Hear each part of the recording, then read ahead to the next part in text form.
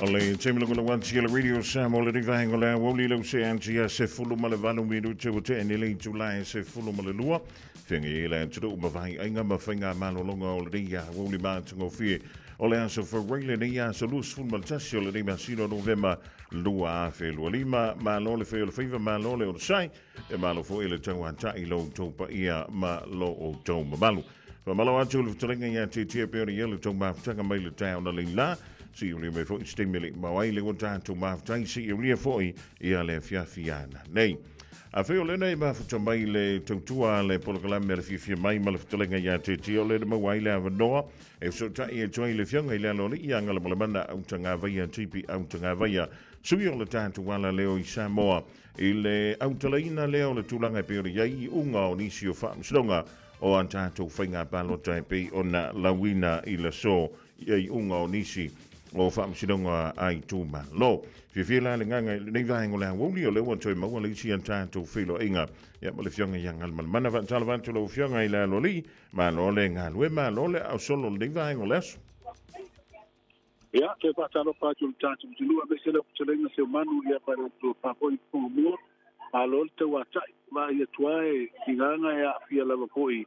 Ngase o le tino a mese ale mai le ngungu ia le mfai na tuala to tuono lo loko ya Samoa.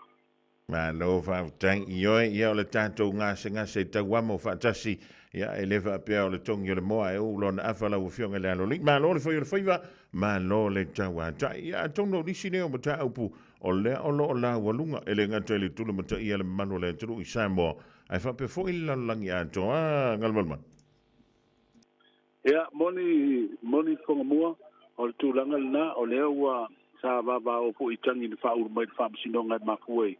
So le tūla whono hoi tūla e mai te me o le tātou pāno ta tele ia au kuso, ia lea ua mai anga ruanga po e whaamasinonga e reido no mori bau.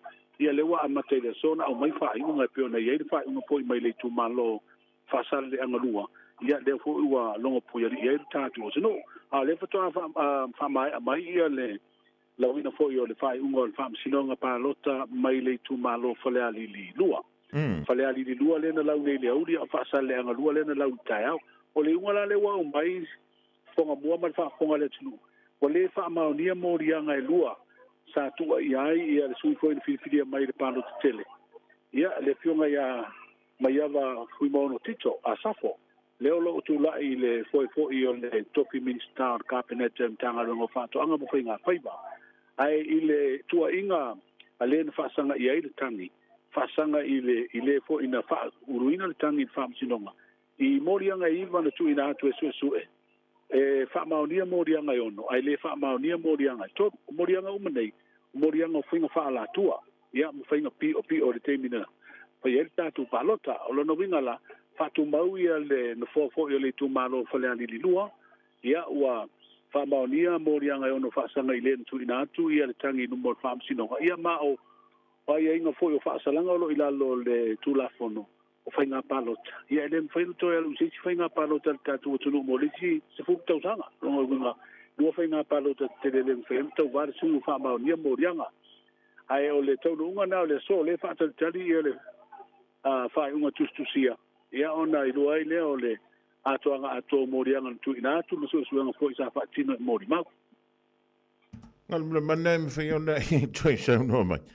o lea ua le fa maonia tu inga o le tangi pe o tu ina atu o lo no winga la tanga le sa tangi o le wa afia tu ai lai I le tulanga foi le o le suso ina o mata upu matangi ana ina tu fa msino moni wa foi o sui le na tangi o sui sa tau vai palota fale ali di lua ia le la na o mai le mta upu fa msino ngai morianga o finga fa tosina fa sanga le sui le na manu malo o le sui fai pule le o le tu malo fale ali di lua le wa mai asu suenga o le fa maonia tu inga e lua le na o mai le tu tangi fa sanga I fai pule o no winga o fa mala morianga na dua sa tu ia le fo wa se e no fo a morianga la iba a le lo se e no fo fa sanga ile na tang le fa maonia morianga e ono ai le fa maonia morianga tot o lono winga na I foi mal me foi le anto no stasilo va ngana fa so foi ia le yo anto mata upu ia fa msidonga e fai foi o le na a o le nei a ia halu te fina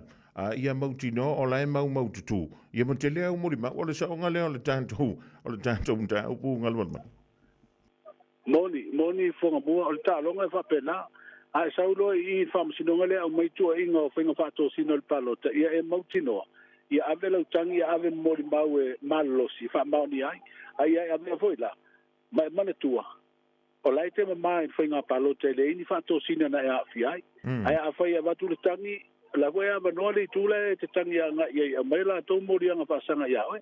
Ai au mai la, ai le whamaonia lautangi, ai whamaonia tua inga resi tū whasanga ia oe. Ia ona whai e reo le tala vui rea. Whasaifua.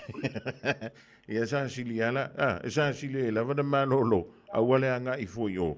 Ai pe yo I le vana lea ngalmalimana, ia, nai le opoma le le tūlanga fui le. O le na tele a tātou tangi, na amata mai leo whai o tātou tangi, e valu a tātou tangi. Ia adaua mai te watu. O le whiololo fui o numera ia o tangi na au tātou tono le whaamsidonga. O le na toi e whaase e tuangar. Ia ai peila e tasi e la le tātou mta upule tālia pea. Ia whale a lili tasi. O na ua I ma le tūlanga fo I lele wanga ia tui ma le vanga whaapwhai. Lea sa tau vai ma se tasi o sui. La so lagona I le tūlanga o le audan tula mta upu tonua e toi a mai tua fo I lele I se malianga I le vanga sui tau vanga al malman. O mta upu nei whamasinonga o tangi o palota, mesel palota lea lua o tasi matua atu. A malilia loi tu e lua ave tua. O taununga fo na whamasinonga I le toi e ini tūlanga fo nei sa I ai po o atonu mafua anga butoe ave tua. A le palota la le lua o tasi ma whamasinonga na o mai I sa mori mawina I le whamasinonga. E pei na ave nisi mta upu I tua. Ona e a fia I mani whainga sori tū la fona fo nei ni whainga whaala tua ua whai. Wa ave I tua. E pei o le me vodele ua whai le mari anga ave I tua. Ale la vakun mele kūlau kanga. Ia. Ai maria maia e me kūlau kanga. O inala le na mafua mai lo palo te tele no mai. O ila le tutu ai e fam sinonga ma fofola mai o le koia ni tangi el palo.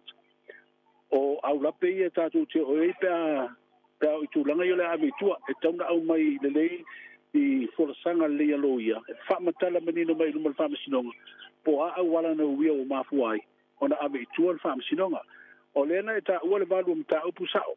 Valu mta upu lena o mai fam sinonga e fa tangi ua fa mautu le toi ave tua ona tongile toi le isi tangi e fa tolu le wa mai asu su le wa mai fa I ua lua toi tasi msal pol va so fo male mta upule fa le ali tasi le wa toi tu atu le masina fo le so tolu te sema e su ai ono le wa taliel tal sanga le va na pui ya tu tanga te fia awai tonu o fa msinonga le su ai no le tal sanga ave tua le finga ia le tangi. So pauna mta upolo toe. Apta upula le pe ona vatu fale ali lua, ma fa sale nga lua. Ia le wa mai fa unga le so. Ma lo fa tangi ne te wi se si vai kan ta we te fia sound no ye. Ia wa le unga ma fa moi. Ia tanto wia la le tula fono. Ia a fa fo nana fa ulu toe fa se to hanga lu ni som ta. Ia to no le o le pule fa italia ma le ia tauna sui tau va ngalmalma. Ia moni le ia tawana suina vel tangul to ave tua. Ya malia ia malesi tu. Ia wa fa pe e malia le si tua ele malia le si tua ave tua. Ia o tu langal na o I pe mta pula fa sale le anga lua le sa ave alu la fa bori ma ia ai to fina ngalo ia le fa ulu tangi ave tua. Ia va tu lo lu mal fa msinonga. Ia wo fa intana ave tua no ia isi mafuanga. Ia le lan su mo ba le wa mai le unga le so a tu langa na le buta to mai buta ubu la wina fa unga le so ma no va tai fa sale le anga lua le wa fa le ali lua lo no winga lan to sa fata lua o le sa o le pe o sa fata tasia sa fata lua o to nta ubu mai sa fata tas ia to sa fata si le ta le fa unga se aso lava ya so po ia ona whaatali e lole o le mta upu e tasile to e wha i mta upu o tāl sanga e tu o ina tu tonu e peore ia whale ali. Ia on whaatali e lole mta upu lea whale ali tasi si tātou whalongolongo ia I lama sina po. Ia po whiore a hangi anga i sabidi. Pe angi mai se lai, pe angi mai se toe lau. Ia pe angi mai lo se whatau ta. mo le atu langa fa te tele le fionga le lo le ingal mana mo le fa di donga o le tele on tatu tau pe pe tu le mai nai tono le tatu tro tau ide ia mau pele malo solitino sili ai la le nganga ia wa fo inga singa solitino lo fionga ye i le aso me lo fina ngalo tolu ngai le tatu filo ingal diva ingolas ia o le wa umar mai aso le kula talata ina mai al ni masina fonga mua ia au te lo ia o le tulanga fa fi ina lang te lo le ma ulunga le au ina masina le soi fo yo tatu tunu no pia ai ma au mau ai tau malele ia tunu ma mau ia ono le tau ino ai nga me se fo yo le alu fa mai amato ali awa te le to lo fotula ile o mai amato ile aso male aso salo a fa o popolo to lo fotula I fa le velave o fai o maliu o sa o fai poiponga ia o talanga teu no ba wo ai ngame o kalanga keu o ka ko fai fa velave o mai ia ai fa te ia tu po mo le amno o longo pueri el tatu sinu e tu sol tau nunga o to ai am ta o po e fam sino ngol tatu palota tal si ia la ves fo pa popo se malo si la telenga ia wal to no tatu no ia mo fo se ola vai o ni ko inga ni pito ia tatu te fero ai pe lungo pe ngaru rea tanto mai e tasi pe ona e sound le fionga le loli ia ngal mana au tanga vai tipi au tanga vai pe ona ia e tau manga fo yo le fa sinonga o fainga pa lo tai tu tonu le tatu tro le pe ona e fa funga ti e le divainga ole woli tuli tau mai le vai so asa ia le ole an tatu tali tali ia nisi fo yunga wala wale long pui li lo topa ia malo o to malu au le terminei o le usi antu le tatu taimi ia lus fulu maleiva minute o le mute ai nei tu la e se fululu Radio Samoa. Taslima ivatolu. Ama.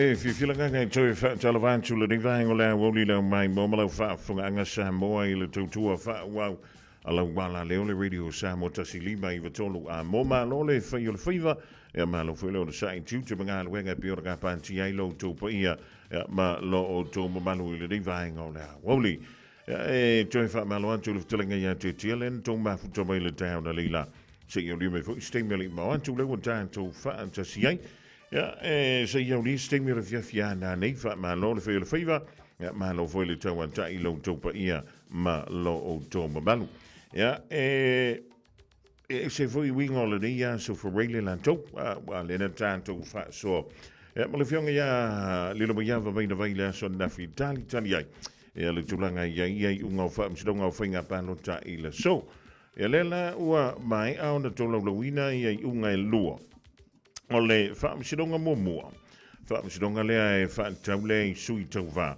ole tumalo fa sale le anga numero lua ole ana fa peleo de tula I mai pe man malo me le fionga ya va e lua centenary samba ele mai ai ole finga pa lo te tele le tatu tro ile ditu sanga pitai ole na ye le tangi fa sanga ya va e lua e pe ole tu dan tule ele sa pale mai le tofi ele na lima tu sanga ole pa inga telwain e fionga le ya mangele se kati fioi ya ona wa ia wa ile le mata upulea to te mfaile fionga ya mangele to e mai tu le mata upita wa apo mai le fa sidonga ma fa pe mai lo le fa sidonga le ai e le to e ve I tu le lo mata upu ai te pena mai ya o lo mo mau e o mai e fa wa le fa ngol tanto fa sidonga ya ma o le sona le fa ilo mai ya le tulanga foi lele o le fa mauni ai, o le faia o ni fainga fa soli tu la fono, e le sui tau vapo le fionga ya mangele se kati fiaui. Ea e tu sa ilea ma tu la fono, o le tātou fainga palota, I to tonu o Samoa. O le fionga I le tamaitai whamasino ya le utele mata tuatanga loa. Ea maloa Donald Kersley, o le asa tu ina maile ungol whamasonga I se taimi o le so. O molianga e afiai ia le taufa sese ia atoai foi. Ia male tūlanga e pei ona iai i le whaangai nau tupe. Tupe lea o le polo ke 2 miliona e pei ona tōlaulawina i le tae ona lila.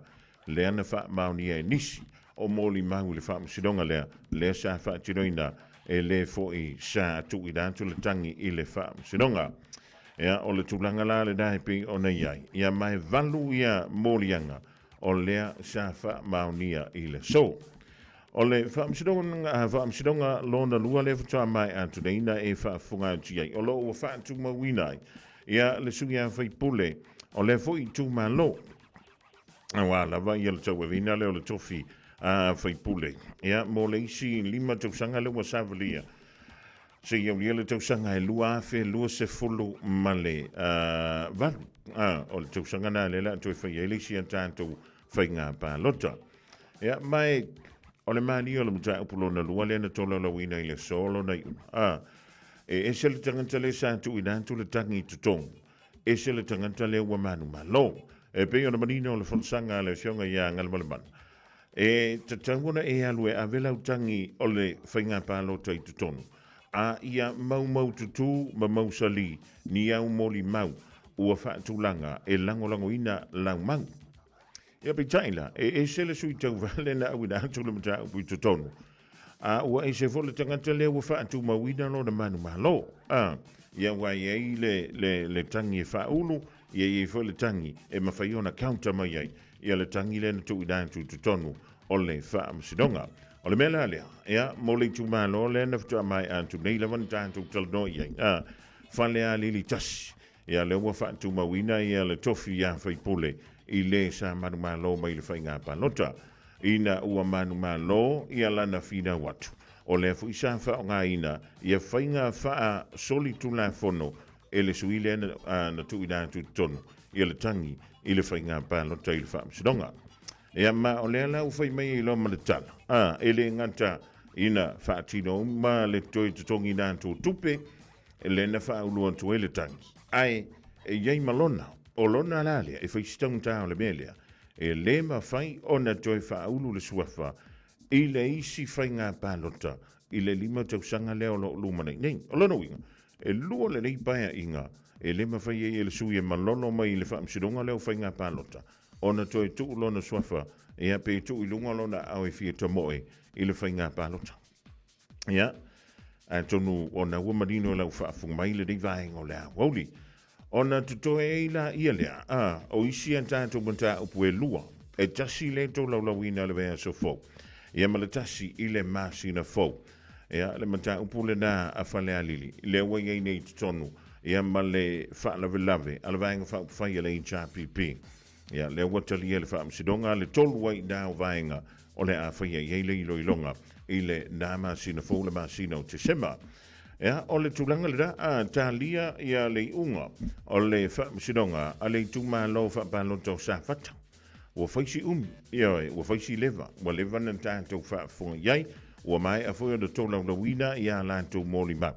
Ia ai tātou tali pia, ia lava pele o sai, ma mau le tō vai. Ia awa tātou te vave, e le o whainga o fie, ia le ngā wenga o lo o fie tai tunga, ma fionga i ali i matamai tai whaamsino le whaamsidonga, o lo o whaatinoina, ia leo i lilina leo mori mau, ia langa tafu i leo vaenga o lo o fina watu, mole manu malo, ia po a ia sao, a o ia malo lo si ana mori mau, i le unga leo whainga pālota lua afe lo 5. Ia, o nisi dao vaenga mo lo si le fia, i le nei taimi o le a wauli, o e whianga iai, ia ma whainga malo lo ngapa vai ainga, wha malo atu, ima toi wha talo wha atu ai, le ring vaenga o leso, ia, wha malo atu i le wasenga, ia, o au auna pa ia le tua, o le dawa tāpena, ia le ufolfola fo i mole whai, o le rive anso mo lo na du, malo le tatalo, malo le o na sai. E langa te lefa, talo wha atu i ta mam tina ma tutua, tu i mele muli panga tono maota malawa, malo la vai ante au tau le wha, malo losi. Ia langa tai leo le malo si le nu, maua sina wha sirika malosi, o le nei fo i vaenga o le awa, talo sia, o le nei maruia tātou. Uma ia talo sia foi, o le nanga i atu le whanau, anga i umalawa i lea onga, i le so. Ia wha mai a mai ia onga o le nei vai aso i o nisi foi, o lo fianga ye mo suenga ya vesilian tu ya sole na mai le suenga ile so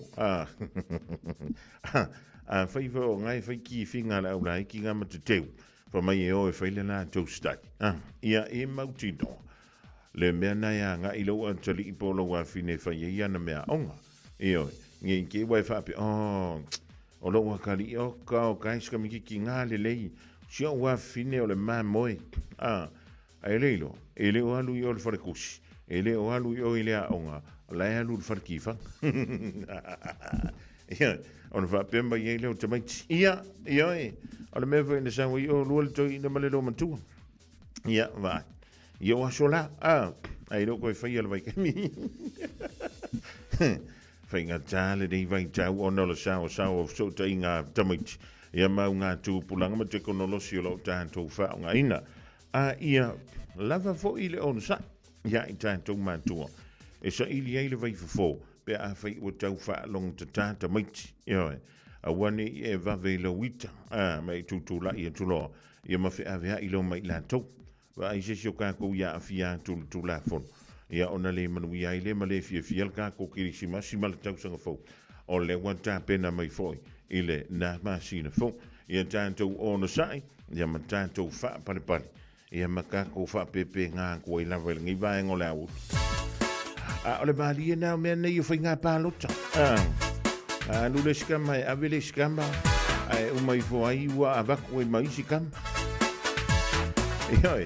e ma ka kia e mali e le magli ke fo tali ai si unga le dava e so mo le ban si de fo ile au mo fantas o malo o le palota ti ai mai la to fa fa ele au si to fa sa o le palota fa to aso so mai be ato le fai se palota sa ma se fa vai di mai fa to sinaita wa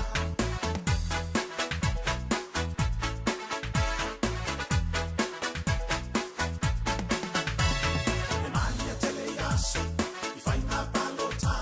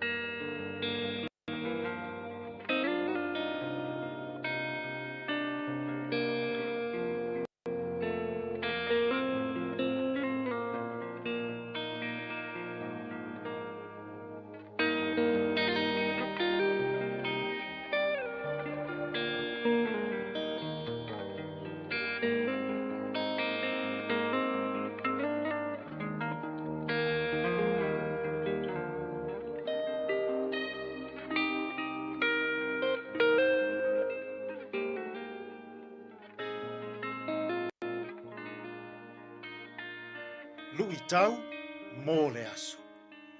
Lu I tau wina oe I puapua ngā.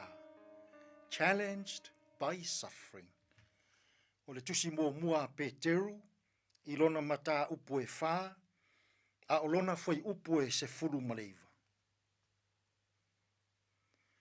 O le nei, o I lātou ua tinga aina e tusa male fina ngalo o le atua. Ia lātou tuu ina atu, male a mio le lei o lātou lava ola. I le na whaia mea uma. O ia e wha maoni. Lu I tau wina oe I puapua ngā. Challenged by suffering. O Peteru le so o lau I loa o Yesu. O ia lea na tūsia le tusi le nei a Peteru. Na tūsia I le vai teimitonu. O le vevela o sa wanga ale malo Roma. I nai tangata kerisiano. I lo lātou whaatua I le suafa o Yesu. I to tonu o Asia I titi. Na tūsia e Peteru le tusi le nei. Se I whaamawhana I tangata ua sa waina. Se I whaaloto tele. Se I whaamalosi au. I taimi o puapua ngā masawanga. Whai mai Peteru I tangata kerisiano o loo sauaina. Ia va ai lava I puapua ngā o Yesu. Ma ia avea puapua ngā masawanga ua whea ngai malou whaatuatuanga. E whai malu I tau o lou soi fua whaatuatua I le atua. Whai mai Peteru I tangata sauaina. O sawanga na whea ngai ma Yesu. O le whaavae la valea. O le whaamawhana ina ma le whaaloto teleina. Pe a oo ina toe tepa I puapua ngā na whea ngai ma Yesu. Toe va ai I whao I ona a ao. Toe va ai I le pale tui I lona ao. Toe va ai I le tao na sunui I lona itu. Ia whai malu I tau. I lou whea ngai ai ma puapua ngā o sa wanga ma mea leanga o le nei o langa. Sa moai, tātou te whesa ngā I pea. Ma sa wanga ma puapua ngā o le nei ola I aso uma. O puapua ngā o le tino, o sa wanga o le mawhauwhau, ma mawhatianga I loa nganga. A o ina tutupu ia mea. A o e whea ngai malau ngā luenga. A o e ngalue ai I lau e kālesia. A o e tautua ai I le mālo, I nuu maafio anga, masiou ainga. Whai mai Peteru I tangata sa waina, va aia I puapua ngā o Yesu. Ia avea o puapua ngā, e whai malu I tau, e tā ua maao ngā, I lou o langa tautua I le atua. Ia whai o puapua ngā, ma whaamalosi au. Ia whai o puapua ngā, ma whaaloto tele. Ia whai o puapua ngā, ma whaamawhana sili. E lu I tau wina ai pea oe, I lou soifua tautua, ma lou soifua ngalue, mō le atua. A whea ngai ma puapua ngā, I le nei aso. Sa mo ai. Va ai lava I puapua ngā, na whea ngai ma lo tātou ali I whaola o Yesu. O ina, tātou te maua ai le malosi. O puapua ngā o Yesu, tātou te maua ai le loto tele. O puapua ngā o Yesu, tātou te maua ai le mawhanawhana. ma ia li liu o tātou puapuanga, e whai malu i tau aonga, i lou so i fua ngalue, ma lou so i fua tautua, i lou malo, i lau e kālesia, i lou a fioanga, ma si ou ainga. Ia a vea puapuanga, ma fale aonga, e lu i tau wina ai lo tātou wola ngā lulue, mō lea tua, ma lona fina ngalu. Tātou te tālu. Lea tua pa i ai. A whea ngai i mātou ma puapuanga. Ia mātou wa ai lava i puapuanga o Yesu. E lu i tau wina ai i mātou. E maua ai le mālosi. E maua ai le māwhanawhana. E li liu puapuanga. Ma lu i tau aonga. I lo mātou wola tautua mō la ua fio. Tātou ia ma la ua fio i le nei yaso. I fe au mangaluenga. E manu ia ai mea umma. Lo lava suafa Yesu. Lo mātou wali ma lo mātou whaola. Ua mātou tatalo atua i nei. Amene.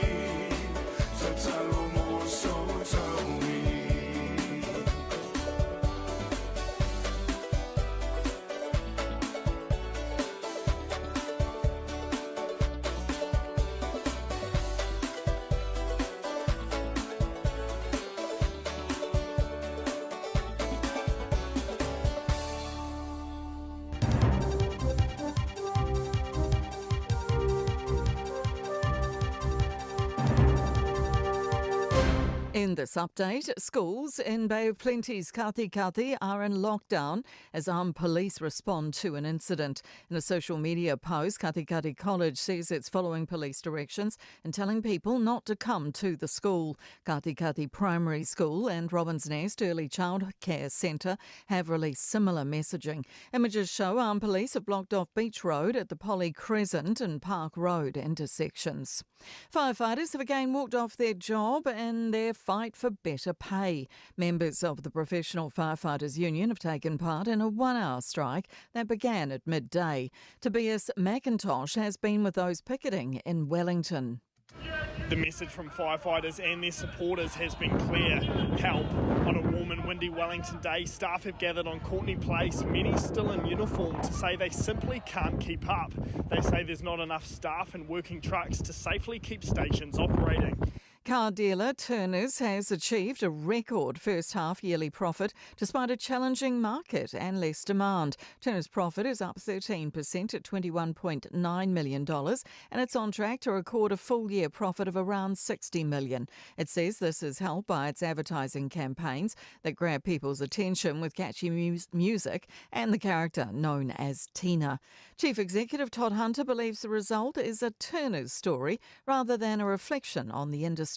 Advertising works for sure. There's a real brand story around Tina. She's resonated beyond our wildest dreams. Cantabrians are feeling the heat today. Christchurch is set to reach a high of 30 degrees, a condition more likely in mid-January than spring. Met Service meteorologist Lewis Ferris says the heat is caused by a norwesterly wind that's dragging warm, dry air across the region. 30 degrees for Christchurch isn't completely out the gate for November. It has happened many times before. The record for Christchurch Airport in November is around 32 degrees, but we are talking well above average. That's news. In sport, plaudits from former Silver Ferns netball captain Aideen Wilson for interim coach Yvette McCausland-Jury as her tenure draws to a close. McCausland-Jury stepped in during the international campaign with incumbent Dame Nolene Taurua suspended due to a dispute with the governing body. Wilson says a steady hand was welcome during a tumultuous time. They looked united, and you've got to give a huge amount of credit to Yvette. You know, she's come in and been this cool, calm influence. A grumbling knee is the diagnosis for All Whites captain Chris Wood from his Premier League manager at Nottingham Forest. Sean Dyche says Wood's getting another scan ahead of Forest's trip to play Liverpool on Sunday. However, the striker's not likely to play. That's sport. I'm Jodie Gill. Nalova Samoa, waule nei o kasputi alu, awal suia ngila wa lekio.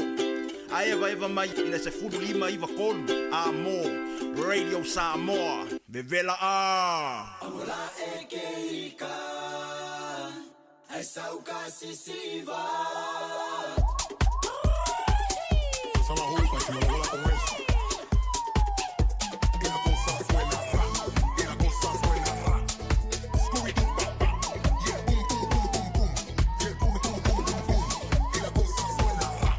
La cosa suena rap, Scooby-Doo papá, y el pum pum pum pum pum, y el pum pum pum pum pum, y el pum pum pum pum pum, pum pum pum pum pum, y la cosa suena rap, rap, rap, rap, rap, Scooby-Doo papá, y el pum pum pum pum pum, y el pum pum pum pum pum, y el pum pum pum pum pum, pum pum pum pum pum, DJ, dang.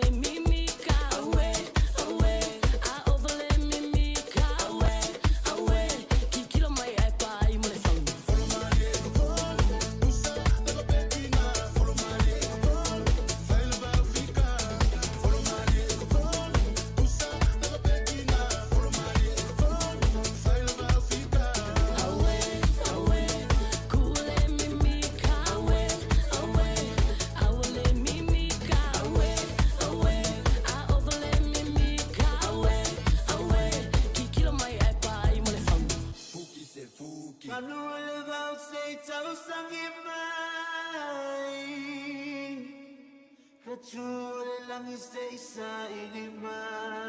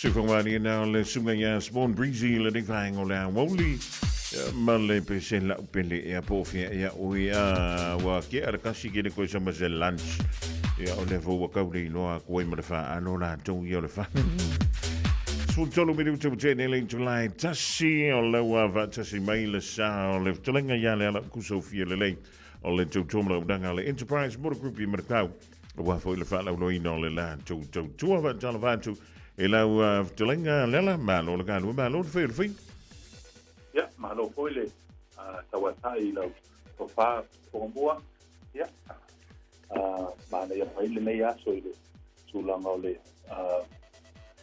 maka mo fi ko yo le ya so ya bi ya le tu le ko ta to fe lo i mo no le ya so ya ta po kala masan malo le so le tawata tanto te tau fai fa mano lava mano le fai vai mano fai la au solo o le tanto ko lia mai ele fai ngole ri vai so vai tu le fa sa le la o ka se matango fi o le susulu mai o le la ia o la ngona i fo le ma fana ma o ma fai ona fa tino le tele o tanto fu fuanga e pe ona fa nga solo le ia so for wait ia o sa no tonu fo le ma wai ia e le mo mi ai mo le tau pipi i ma le tau walu to fo le ile vai ngo sta vale le o ia e pe o tau ana me ya so ia ile tulanga po le mana yo le tau ia e nga po i tu su mai ai ma mo fusina exercise ia e mai mo ma sila po ia a pa pe fu na biele le test drive tava ia nda so le leia nei le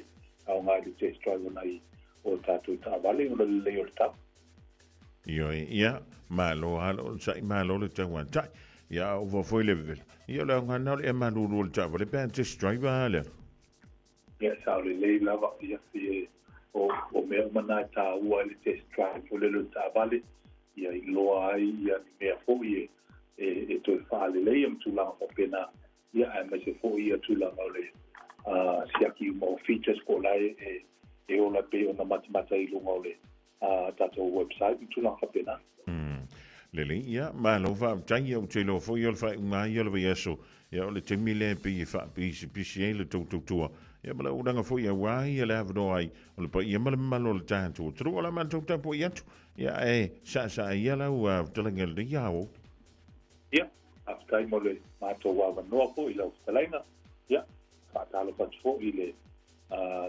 ta po nga mau su ta to wa to no ya so la spa ngo lo ta ma o mai ta asala wal nei tula o le aso ya talitonu o lo mania ia tula uma ya ila lo fa mal fa tas mal ta to tama langi ya o le o na ma sani nei ta to enterprise nei manukau ya wa fo ia tula o ta vale tu ma fa pe o le lunga marketi ya lo ta sa ili so sa wa fo le nei masina ya o le o ya ile ma to fa pituale nei vai aso e taulava il fai un masina ia e fai mo la parlami Black Friday so lo lunga tato website tu langa lo le tato promotional Black Friday amata tu la sui va ma la so fu no november ia e le ngata in mo la lo tato vale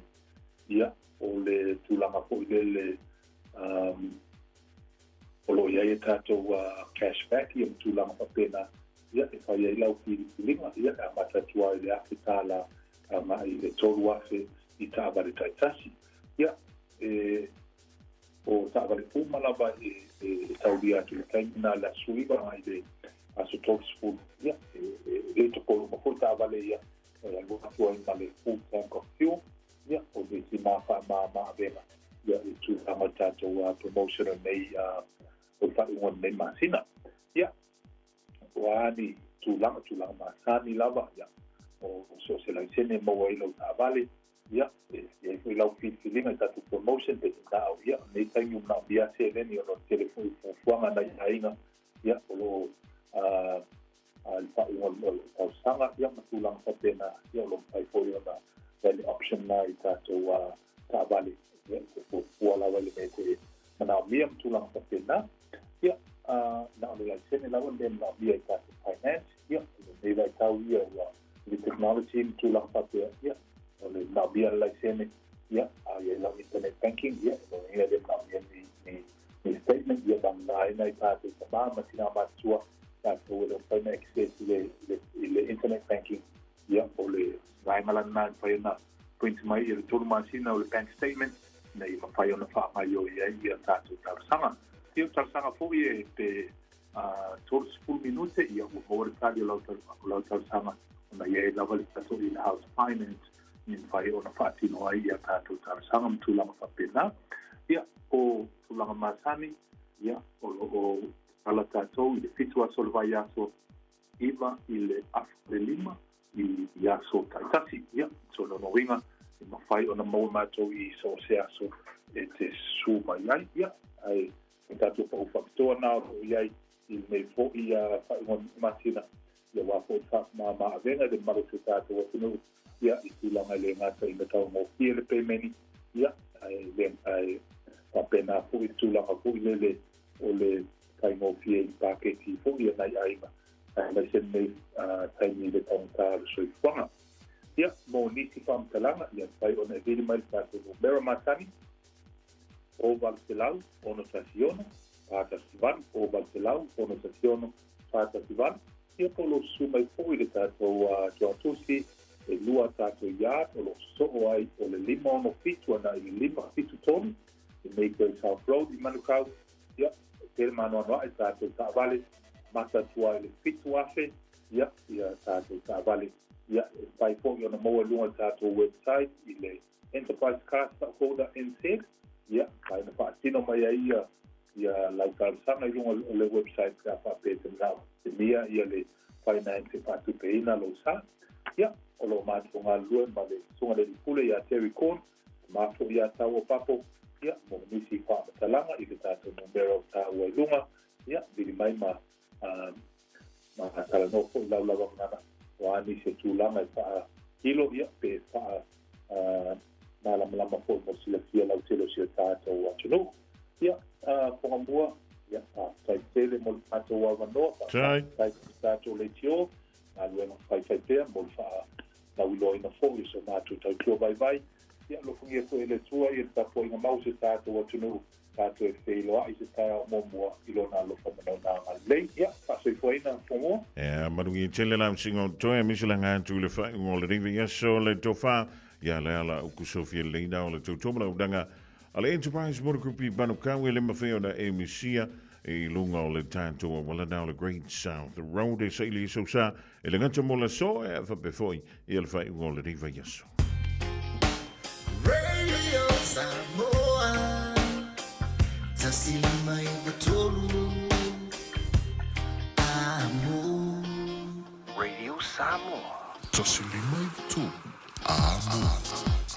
wa se antu le taimi le radio Samoa ya lus fulu ma le tasi vidu tu te ne le tulai tasi e le madatu o le dangu tu no o le tele ya la tu ofisa ma fulu figa wenga wala wala fa wina le ai o tatu tu ma figa lo filima e wala tu singo ainga fa tele fa tu le fianga ya teito ya ma fulu tu ya filo au ro la tu le o ka maleo lo pati po teito ya o le Sunset Moru si dai papa toi ya kolua fa o le loa fa pipi ya o le meta wana Frank Fingo tava talavantu le ya Wally Junior fu mo la fenga wenga ale Advanced Uso Automotive o le mauto dai Brisbane Australia Willa Titia o le mauto da Utah America Salt Lake City tu stella sole fai ale mauto da il bituro le mo le pone Australia e io vaenga sala malaki e be foi ya le ya tola sa Jake Jacopo Fili maru ye jele le fianga yimanga winga tutu ma faiva lo filima ole ne ya so for rightly.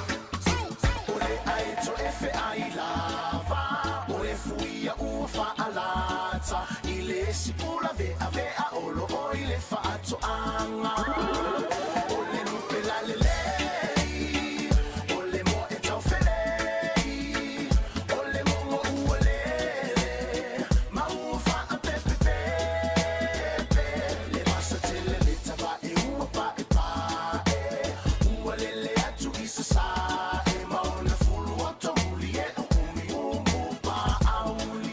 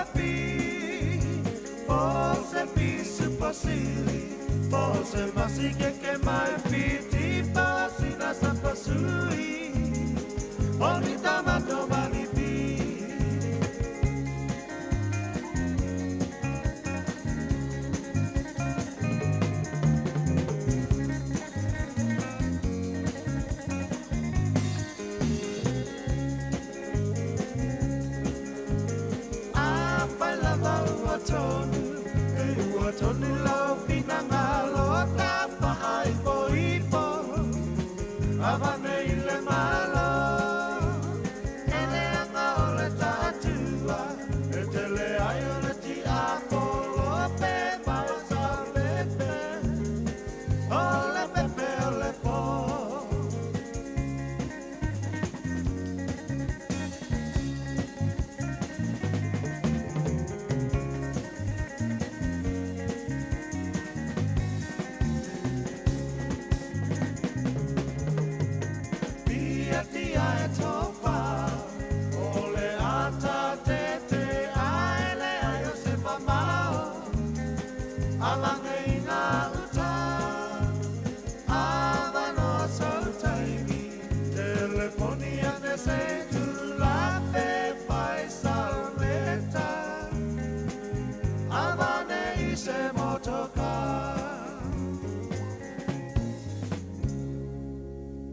Experience the crew care difference. Crew care. Looking for an opportunity to build your own business? Start your own cleaning business with Crew Care. You'll be joining one of New Zealand's fastest growing commercial cleaning companies with 12 weeks professional training, flexible working hours and a guaranteed income after 2 years. Find out more today. Experience the crew care difference. Crew care. Crewcare.co.nz. O fia maua sau ta vale po sau piki apu. Ai tong i ta iwa yaso, lua va yaso, pe ta i masina. O le sleek cars o le a maua ai le fisoswani. Ua ta pena le au whainga luenga a le sleek cars mo oe malo a inga. Aua e te popole i se mea e tasi. Te tala fitu aso, mai le sifulu i le tai au, angai le afo le ono le afi. Tele la lai au kilani i saute. Vili mai loa i le o lua tasi fa. Fitu lua selau, po le o lua o, fa lima tasi lima tasi. A whai alo fausia so mauta po whaaleleia, mana tua le ingoa Dry Bond Construction Chemicals. So sing han wenai whaatata wile fola, flooring, o so sing tu inga whali. Mana tua le ingoa Dry Bond Construction Chemicals. La tau te whaonga ina le tile adhesive malosi. E tu mau i le tau vela, ma le tau malulu. E mauti noa le mausali o fausanga. Wa limas full tau sanga o le tau tua le Dry Bond Construction Chemicals. Pato tua ina en toa tele, ai meise company faufali. Papso ta imai le tamai ta ia Alithia faumina i le olua tasi o whaalua tasi lima fituiva. Olua tasi o whaalua tasi lima fituiva. Tasi lima iwa tolu amo. Radio Samoa. Bread of life sent down from glory.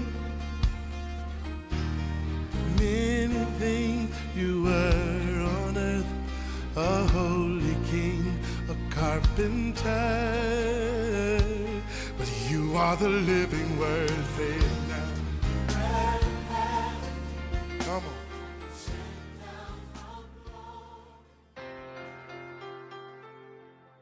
Talofa lava sio tatu tunu Samoa le fo yaso le lofo le tua au te fia lava fa filo ai te oe fa foi una fatasi mail tatu por calamio le yaso o le areto le ola o le marekos fulima le fa upelima e ye le fa upunga le fa msinonga foi le o Yesu ma le tali atu Yesu ya Pilato fa pea a ua le tali atu Yesu ya te ia ya Pilato lea i se upu e tasi ona matua ofu ai lea o Pilato.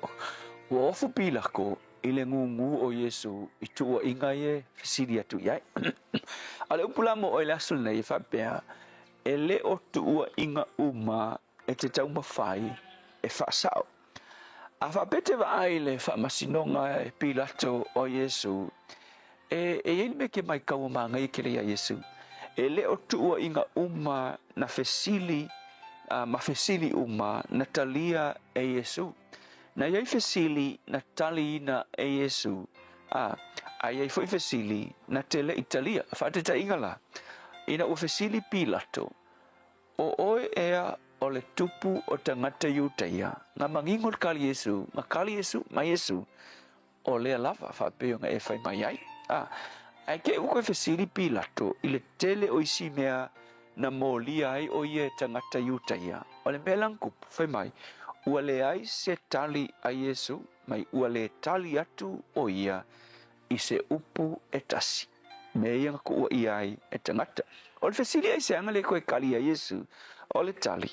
Ona nai loa le lei e Yesu e mai maulo na taimi e kali a kua ia pilako e wha malama mea se ia matu ua inga se a tangata iuteia. Winga ili whina ngalo Yesu nga o mea sao i e fesili mai pilako e kali ai. A o meo la pisi ma kua inga se mai mawelong kaimi. Mga o Yesu ngu ai. Ke lo lele songa ta ua fo ilan le moe. Mana o Yesu e siri ai. Kali nga o mea mongi. Wha malama mea mongi. Ai o la pisi. Ave malato. So le songa fo ilan le moe le aso le nei. E a whai o e pisi le kaukalinga o ngi la pisi. O le upule nei moe. Ka kou whai le meng whai e Yesu. E le o tu ua inga uma e whai e tangata i te oe. O le a e kau mawhai whasao. Whasao i. Whasao le mea. Whasao. E uma e le lalurangi ngei. Ma le o langa. Ngā o le kau mawhai a. Whasao mea uma. E ke lo le lalurangi ngei o le lalurangi o whai tionga. A e lo langi whai tionga ke lo se mea sao le ke whai a mangi mele lei. Kau mawhai. E le whasao ai. Wha malama. Ai e whaalongo ngi whai kionga o ngi la pisi. Ke lo le mele o le kalia kui le vale whai mai kara kuspaia. O lo kalia kui le vale e i unga uma e le aso. Ua e valea koe fo i ma oe se tulau. Le la o le upu mo oe le aso le ngei. Ia e manatua e le o tu ua inga uma e ki kau mawhai e whaasao. O mea ngā kango e tu i le tua whaasao e le tua. Le tua whawhitai lava ia o onga le lei te whaia mo i mātou. Nisi i mātou o makua umal mālosi le nei o lang. I le kaukalinga o fesili ma mea se o lo wha makala tangata winga ia te ilatou. Soani ia te ilatou nge iaso. Ia i loa nga while mu i tua inga se wha pei o Jesu. Ni ia oe. Amen.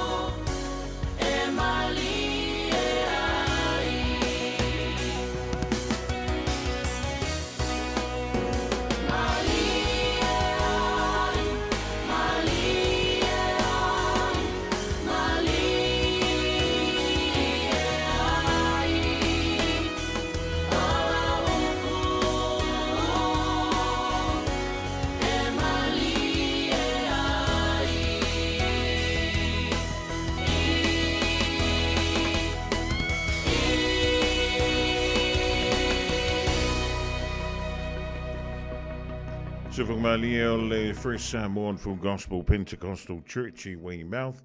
Wel, besena fai mai fita lai mai e tau lunga tuai.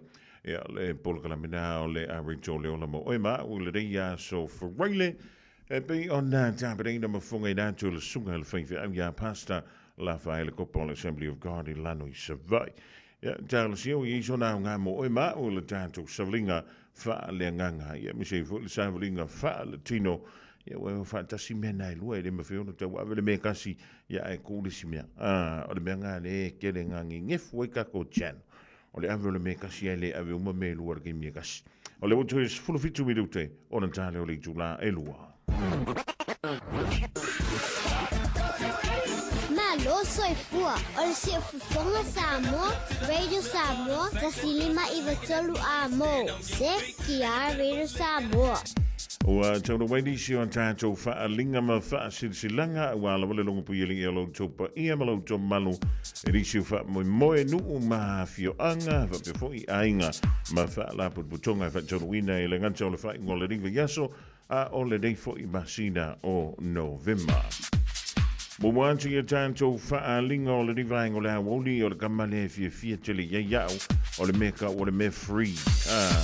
O aise a le fia e le mea maua io e vai e se le mea maua e se le mea ai tālafu o le ai tālafu e toi tongi o le mea watu fua e avantu ma avantu wai lava e le toi tongi io e ai awar faiso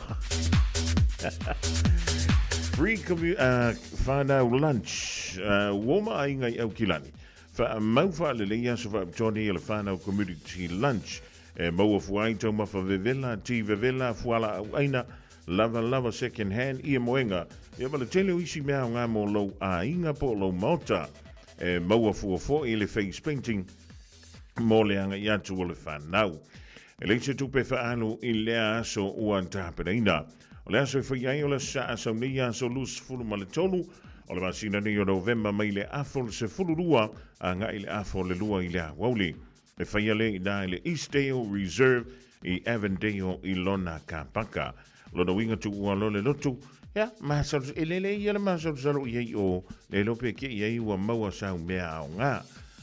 Wa I ele se whainga ko ngai. O la e maua le tau mawha vela ma le tive vela. Ai adua o ke ko ngai I ko wahinga. Ai, o me I e maua fuala au aina lava second hand I e moenga. E ma le tele o isi oloa. E mo lo mauta. Sa asau nei. Le afol sfululua ngai le afol le lua I le wole I le Eastdale Reserve I Avondale I lona kapaka.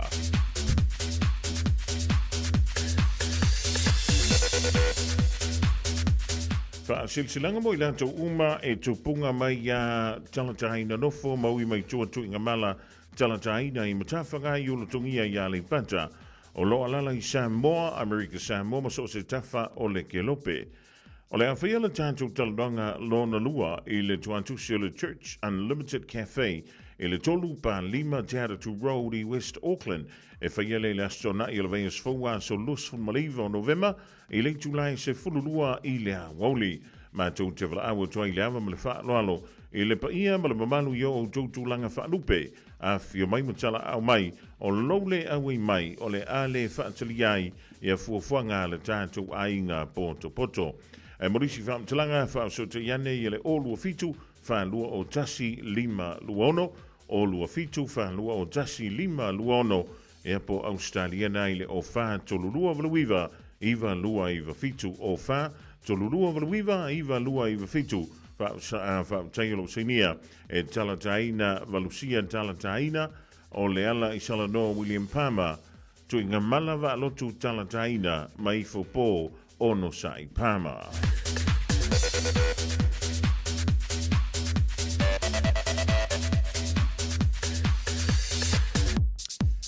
A waringa lo so lo minga o le tusi o lo so ngā whaatasi ma se lo minga o le vau filifili e mawai whaalupenga o Samoa I se sifo tutuila mamarua o nisi o tala tu o Samoa o ala ngā upu o le matawha I o le matai le whainga o whaalawe pe o whaai poiponga ma liu le o siusinga o ainga ve sila whainga o Paulo o sii whaaloalo whaalangingo e kale sia ma le tele o le ngangana o whaanoalonga e na o le fitu se fulu tala le tau na o lo fisa o le Radio Samoa le tolu pa tolu ono Hobel Avenue Marukau e maua tuwai saulo minga.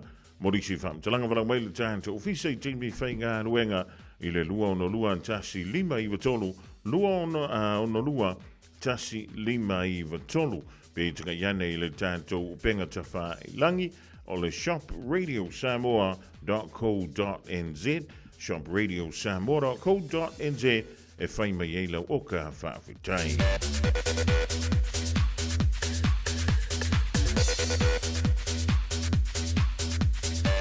Pa silasilanga mo le ainga sa lua fau I le pitono o tawhito I Mahangiangi.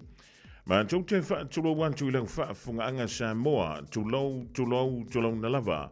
Ai whaasintonu le rei whaasalonga I le maftanga a le ainga sa lua fau I le pitono o tawhito I Mahangiangi. O le a whaatono ina la tātou whonatanga I le aso lusfun malua o November lua whilo lima o le asto nai. O le veios nei le tulai sfultasi I le taiao I le mautau le teite fono le fionga ia pa I tea whaifua la whaele e le tuantusi leo le se fulu pesalo place I Otara e talanoa I nai ia se tātou break up e whaiu iai ngā luenga o le neitau sanga e mo mielo sumai e whaali so whirangalo I le aso ua anto whaina pa te levalo sinia e le teite fono male laulaua fono ale mautanga na ale ainga sa lua fau e tawhito I Mahangiangi.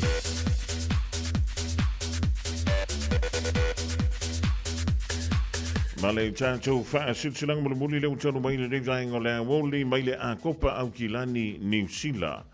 Whaamole wala awantu ma le whaaloalo I tama matini toi uma sa o tawina I le kolisio anvele o lo ono nofo mga lue au ki lani.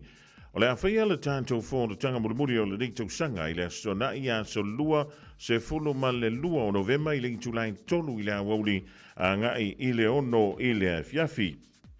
Alofa le tua Momoli e tielo tau soifua ma somanto wala wha te lava o lo seinia e le prestene male ofisa o le a kopa I au ki lani I New Zealand nei.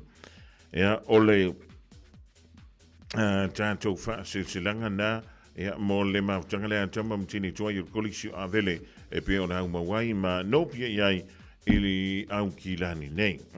Ea o lewa se ato le tātou teimi se fulu me nu te lo tutoi o le tale o le Julai lua tale lua o da tu tātou tala le ngana Samoa tala wantu le tuma iala o pepelio a Ioane Tinong Io e o sui le aso ia se koe su a kula pemo ia a sui foi ia li se meka kuke popole ai fua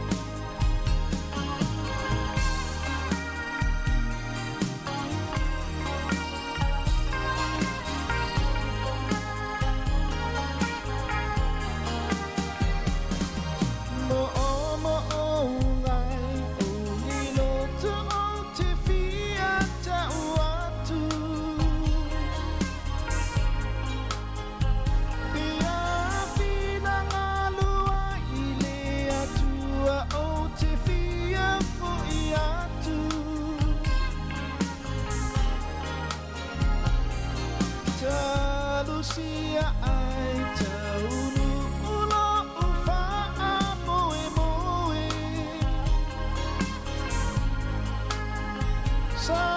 Samoai o te fo'i atu tafa atasi maoe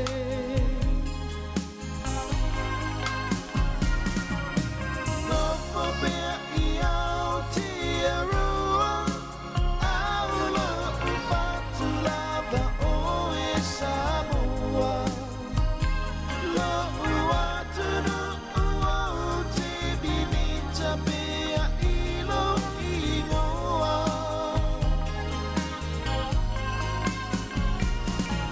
Walongo a o tala tau taua oi I whaanga tama O si manoni sasala I tu mawilo uanganga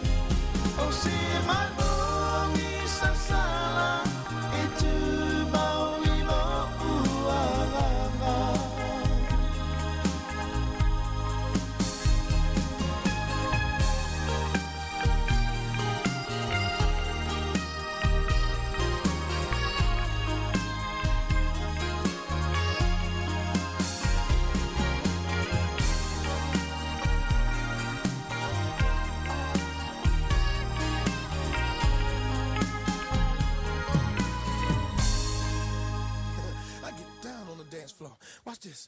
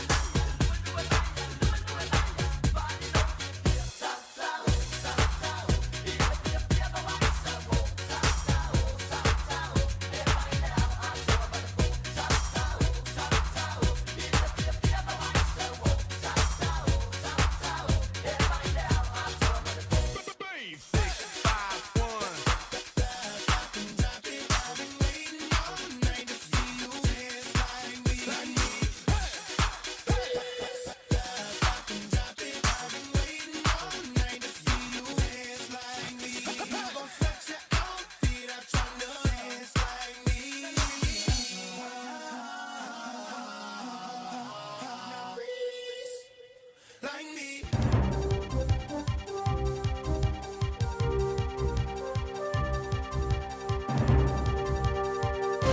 Talaflava mai Aotearoa New Zealand, o tala nei mo lau no futapoi mai.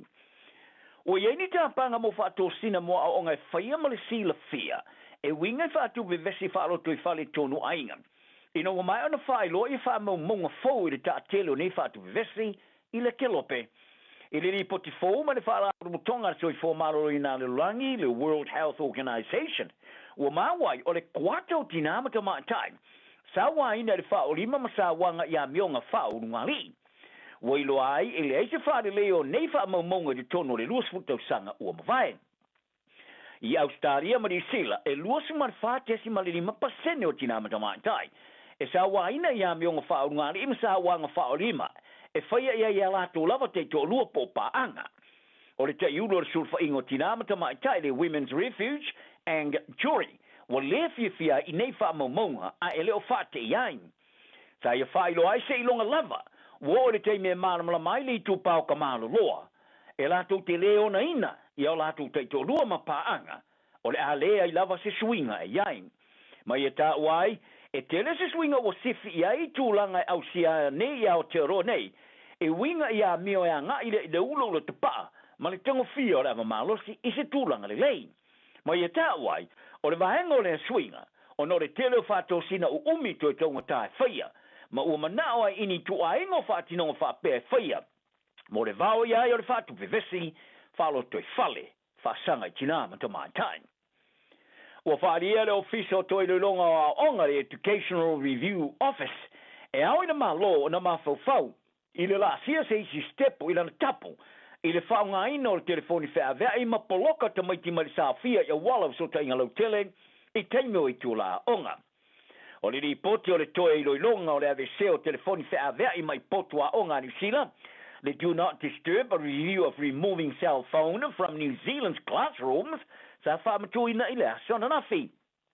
Sa whaari ai, e le ofisa o toe loilonga o onga, o a yenga whaatino mo le AVC o telefoni mo le aso, ai ua whaamamasangia, e mātua I telefoni ma avea I omi e whaia po text, ma le tele o a onga e whaatanga ina le whaonga o nisi o telefoni, mo mafo anga te wa o onga.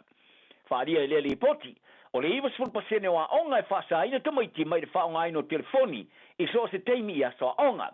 Ma le vaenga tele o whaia onga sa afsiringi eina, walato whalia, o neia inga whaatino o whaale leia atilea ia mio, ma tūlanga le leia au seo a onga tamaiti. A eu I lea sa mawai, o le tele o tamaiti o a onga maurulunga, e leu sta ia neia inga whaatino. E lata I le afa sa lato whalia, e iei te misa lato whaonga ina I telefoni no tono po tua onga. Ai sili atu mali te siwae tonu e lato te whaonga ina telefoni I te meo malolonga. I no whaonga e leo o iale wa aia whaia onga. Ai po te meo malolonga vasenga. Sa mawai fo I le te me solia ine I whaatununga e tamaiti. O te mea e whoringa mai. E veso ta e tuai mātua ia I lato I te meo I tula onga. Fa o popo iai, o le fitsu ma leono pasene o a onga maururunga ma le tosfulu ono pasene o a onga turunga lua. E whaatanga I tamai te whaongala do telefoni I tono po tua onga. Mori mata o patino, e peo lele ai o ni computer whaavea I po laptop, ai po le po ino niata. O whautua I nai e lele I poti e le whaawawino ni ai inga whaatino ma whaalia. O a onga maururunga e te tawana wha maaro seina, ma leiloa, o ni whaafita au ni e whenga iai ma nei ai inga.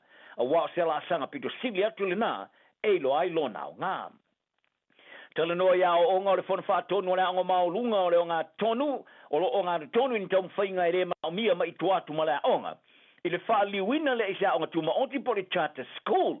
O iai lo lato wha moe moenga I e talo sia, I awane I te tupu mai le tau mwhainga I se isia onga. Sa whailo e le sorulo le vasune o le wha alabru tonga le Bankers Education and Wellbeing Trust, ma se tasi o sui mo le whona whaatonu o le onga wala fwa I le lato tāsanga. O le lato whinau e whaari liu I le onga maurunga Tamal Kelson Boys High School e Autilani, I sa onga tuma oti sa whaia au no ma le mana onga le onga malana whona whaatonu. O le a onga e mawhuni tamaiti Pasifika ma le Pauline Sia. Sa whaari e le whona whaatonu o le onga, o le tau fia o le tāsanga o se tala le lei. ma se la to fa mo ngai le se sia o ngai New Zealand o ia se fa ngona sa ono sa ia tanga te lautele e pe ona fa ia le suis fono o ia nei ia sa no lio kai hau fa ia kai hau e amara ia le fon fa tonu le onga o se onga tu mo oti e ia so na onga I tanga te vai ngai mana miai o le masin te wai sa uai fa ilo ai le onga ilunga o wala so tanga lautele I lo latu te le tomu fainga e fa li liu le onga sa onga pule tu mo oti e leo teritonu I te iulusi nio a onga ma leo whainga ruenga. O lea vema onga pule tu mo oti o lea lelei moto mai tia onga. Ai pōtinga te lau tele. Ai patino le ile au fiai o le telo suinga au whainga ruenga SS, pulenga ma le fon whafoe, whate seai ma filosofia SS ma mata upo a onga. O le tamai tei whai pule whaalo tui whale ia kāmeang se poloni sa ia whai tio ina lea tau ma whainga. E whaali liu lea onga se onga pule tu mo oti I se tūlanga e piona sa ia whai ngoai, o se taro sanga al whaalabarum tonga al au kāo poe. O le tongi o taro sanga mo si tseni usilo la si tiane mai le lata I se lau tala mo le tangata matua. Ua fola ina le matanga ruenga o mata upo le loto I whale. E amata mai le so o taro sanga uma mo si tseni usila mata tongi e whaatino ai le taro sanga o le asi tia se urua I si tanga I tu tonu o le lua se furu loto sanga. O le tutongi o le tārsanga mo si tseni usila mo tangta matua le asi tia mai le whase lau fitu tāla lusu sene I le lima se lau ons fu tāla. Ai o le tutongi mo le tamai tiki lalo se furu onto sanga. O le asi tia mai le luse lau marfata a tāla fasu sene I le luse lau fasu tau tāla. Whaalia ne mitanga ruenga o tutongi o tārsanga o si tseni ele isui lava talu mai le lusu lua tau sanga. Ma le sfuma lewa paseno si tanga o le a wha mautino ai le kawaina uma o te tongi a toa le whaatino matili vau le tautua I se awala e mawhai o na wha wau. Tā longa, wa wha maonia le lakapite tō fitua New Zealand. Ia le kapiteni fou au umai lua, a te ngata mateine a o sauni atu mō le tā longa amate o le tā marusanga o le lakapite tō fitua le whaasolonga le rolangi lea, o le luafe ma le rufuru lima, le luafe ma le rufuru ono, e whai e tō pai. O le tamatai sa mo kiwi ia risa le ana Pori Lane, wa iloa ia risi, o le ia sei ta ia le au tamatai le Black Fern Sevens, ai o tone ngā shu, wa ave ma kapteni o le au tama ale All Black Sevens. O le mata ino le toe vave te liu Pori Lane, I le wha tau tonga le rakapi, ina wa mai ana te alo ai lau rakapi te to sumali lima le Black Ferns. Le sa mu mota alo ai le tulanga afa I le talonga sa fai ina ia kanata, I le ta'alonga e loile au silsu ngā champini le po le rangi tolwene ngalani. E whai tau sanga o vea masui kapteni, wha amoe moina le lakapite tō fitua Ni sila, ai wa si tia nelo ni tūlanga le kapteni a tō toa. O le asui tūlanga nei le tamaitai kapteni umia Sarah Hirini, le asa fola le amatanga o le masina nei, I le sao niuni ola lana pepe fou, I le luafe ma le rufuruono. O le tamaitai ta alo mata ina sa manu malo I le tau I le teni ta alo le ta marasanga o le lakapite tō fitua le tau sanga ia Georgia Mira, o le asui tūlanga, po le asui kapteni ia Pori Lane. O le ata alo I le Black Ferns, ma le ae to Amerika Frani ma fiti I le purua, I le ta marasanga I tō pai le vaso asau. O ngā shu, o le ae te ila o lakapite tō fitua e Fordinga Fou, a le All Black Sevens ia Andrew Geustap, ma Xavier Tito Harris, wa awa ia tunela rakapi ale Highlanders, Cody Vai, wa ta alo nele Blues, ma tupaya Cook Savage, wa sei ni ale whea ngainga ma le Chiefs mo le ta amarisanga Super Rugby Pacifica. O sui kapteni te aloi nero preke fitu ia Sione Molia ma Dylan Collier, o le alangolango ia ngā shu o ni te tai o le au. O le awhewheu le pulu o New Zealand ia ta amarisanga tupai, I le asorus fruiva ma le tols fulu mo le masino novema, le e ta alo ma Australia se pania ma Peritania, I le pulbi. Au le tamaitai ta alo tau vau mata ina le Black Ferns ia Braxton Sorensen McKee, wa awa ia tunela o kapite te ofitlo le Black Ferns Sevens, mo le tamarasanga I Dubai. I le mai ai ona awa ia tira o kapite te sumalilima le Black Ferns, o Sorensen McKee, sumalvau sanga wa awa ia tunei, I isi tamaitai wa toi li liwa tunela le kapite te ofitlo e Alfie Stacey Waka, ma Teresa Setefano. O le isi sui o laula ka au aingo luai, wa whata oru te alo morkana politia le West Tigers I Australia, I le uso leo Jerome luai, I a Calvary, o whirwhiria le au a le Palmain, I lalo se furumale iwa tosanga. Li puti ai o Calvary, o se tamai tālenia li tūlanga o ngāra tonu, sa mata ina lona sao mo le au St. Mary's Saint, I au lalo sumar fitau sanga mori po le Don Celtics ma sosone ai I le manu malo ai I le Champini. Whaari ai whaia o ngar kalapia Darren Leary. O le usola I Gideon Sharom o se tama ngu puno I lalo le ulum whaatino re ngā ruenga. Se tama tali se tama taalo mata ina ese mamao. Malona uso ia Sharom. Sharom el sui o le tō Samoa. Wai loa tele ai se taalo lesor mori. I se tangata I lungo. Malai talana ne yaso. Maria le tunum. Soi foia. 24 hours a day, 7 days a week. Radio Samoa streaming live on www.radiosamoa.co.nz.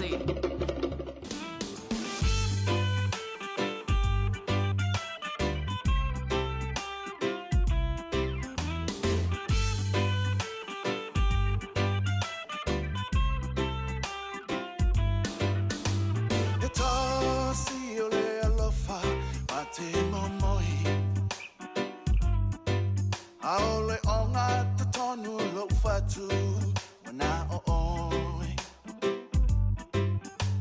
Olo manongi o te mana maina ya soma. A o folinga e tu mau mai pea yo uluma. A olea wa e tu ua o. Oia we tu ia no fatu. Waole mau tinoa, lua lo fale na wa eiloa.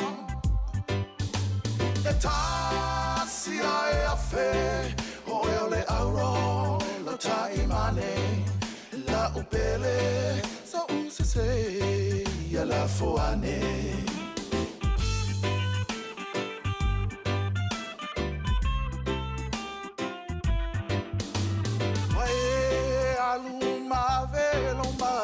Fau Langona e o tino ane a fa avavau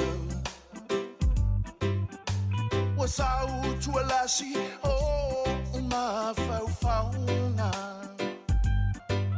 La upele ane iano o la polonga A olea we tu ua o Oia we tu ia no fatu Waole mau tinoa Lua lo fale na wa eiloa E tasi ai a fe Oia le auro lo taimane La upele sa usese ia la foane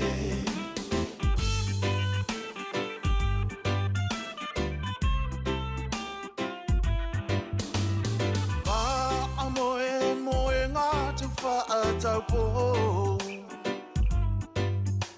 La e manongi o le alofa a soilo uola Te maui o ulima masapa sapai Se pese mali e usu e fia A olea we tu ua o Oia we tu ia no fatu Waole mau tinoa Lua lo fale na wa eiloa E tasi ai a fe Oia le auro lo taimane La upele sa usese ia la foane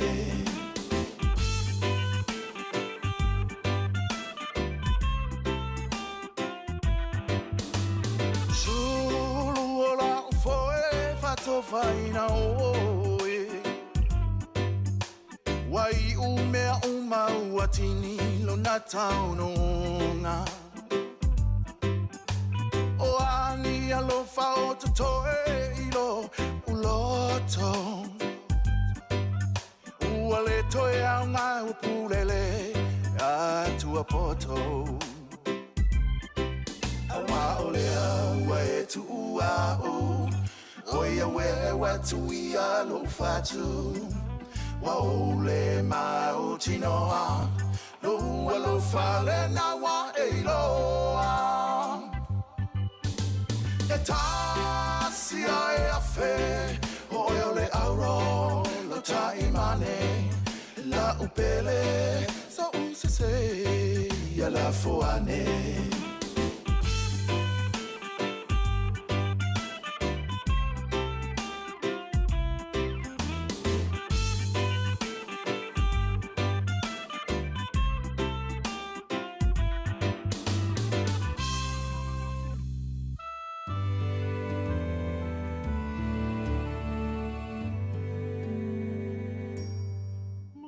Suatu isi o taringa ai te ane ua fali ma bo maita o te lipo pole bei o te ita o no si o lava tau anga vama si o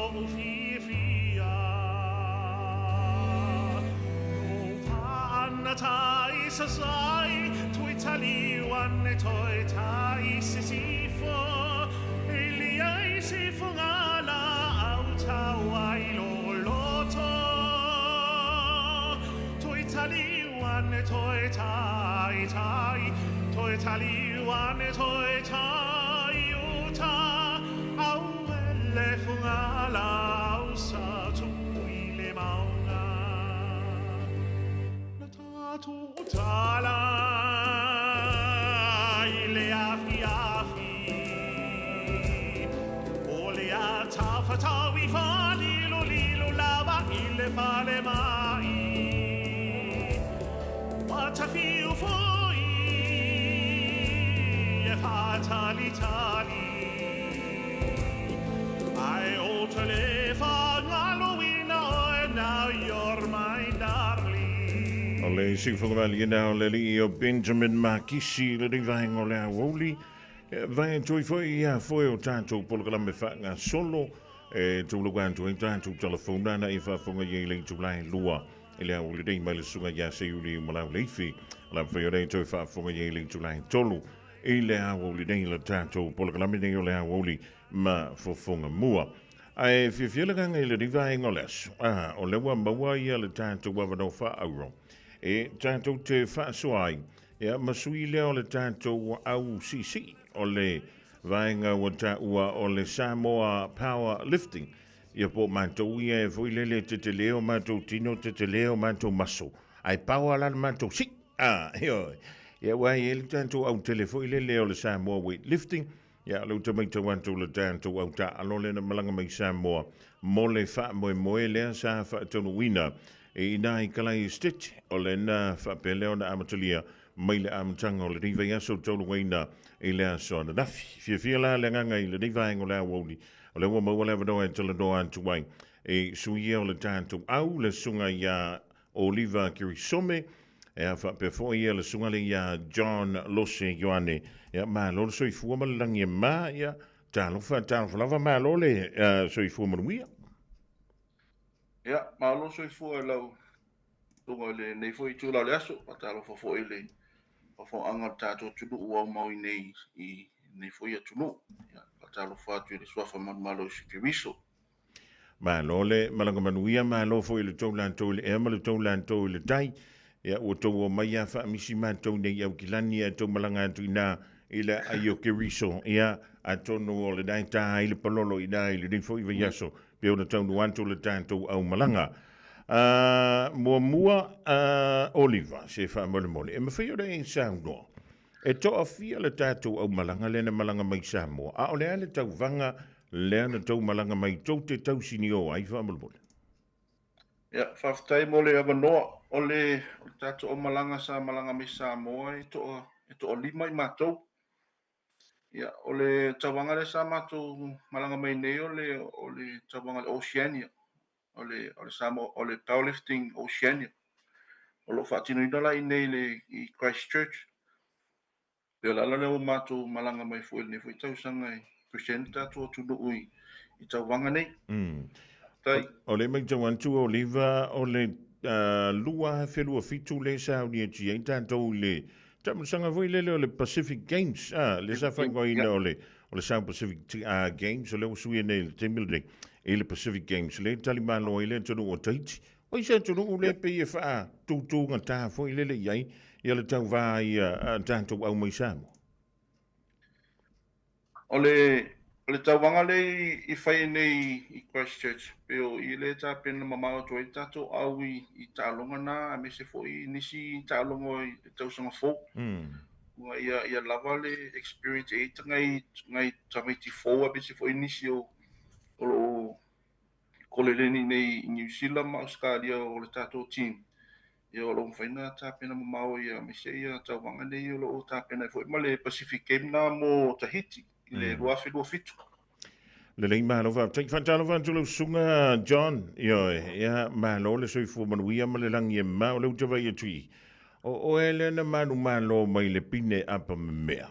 Ele tanto tau vanga. Ele ni tau sanga feo nei sau noa. Ele tau langa e peona e au sia ile. Tamu sanga le safi dai kalai stite. Ia malo va tai a mo le fafsi. Ia. Ai e mo i foi ia e a fai ngo fia foi ia se kapinga nga sa foi foi ia ko ai loko le lima kalo le ri so so ni mai foi ia o lo o treina longa dua le mo le kau vanga le powerlifting ia sa fa fai ka ia fa fai le ri nga te ma rosi ma le so so ni mai nga mo ngi mo ia ri mo se pingi au lo ia le nga pinga pom be ia ai dile malusi man so song mai fo o le minto wanto e na mata o le bodybuilder o le ma fu nga le dai switch mai le bodybuilder nga i le powerlifting John. Okay so le sport mo muara nga sa wai ia sa lo le fiku bar ko sa nga bodybuilder ia ai foi nga imbia nga ma fu nga fa le kongo mai fa kingo e foi ia mai kingo nga mafua nga ia lo o me le sport ia ka foi ia nga karango mai foi so makua ia le powerlifting ia le lawo o me le sport ia le ka kilo ia kwa ia e au fiko e le moa le mai te wantu o nai ni te tau sanga o lo so i fua o lea e wha mautua i nai toi malanga o liva ma tanto o malanga i Samoa e whakarika longa lua whiro fitu pea.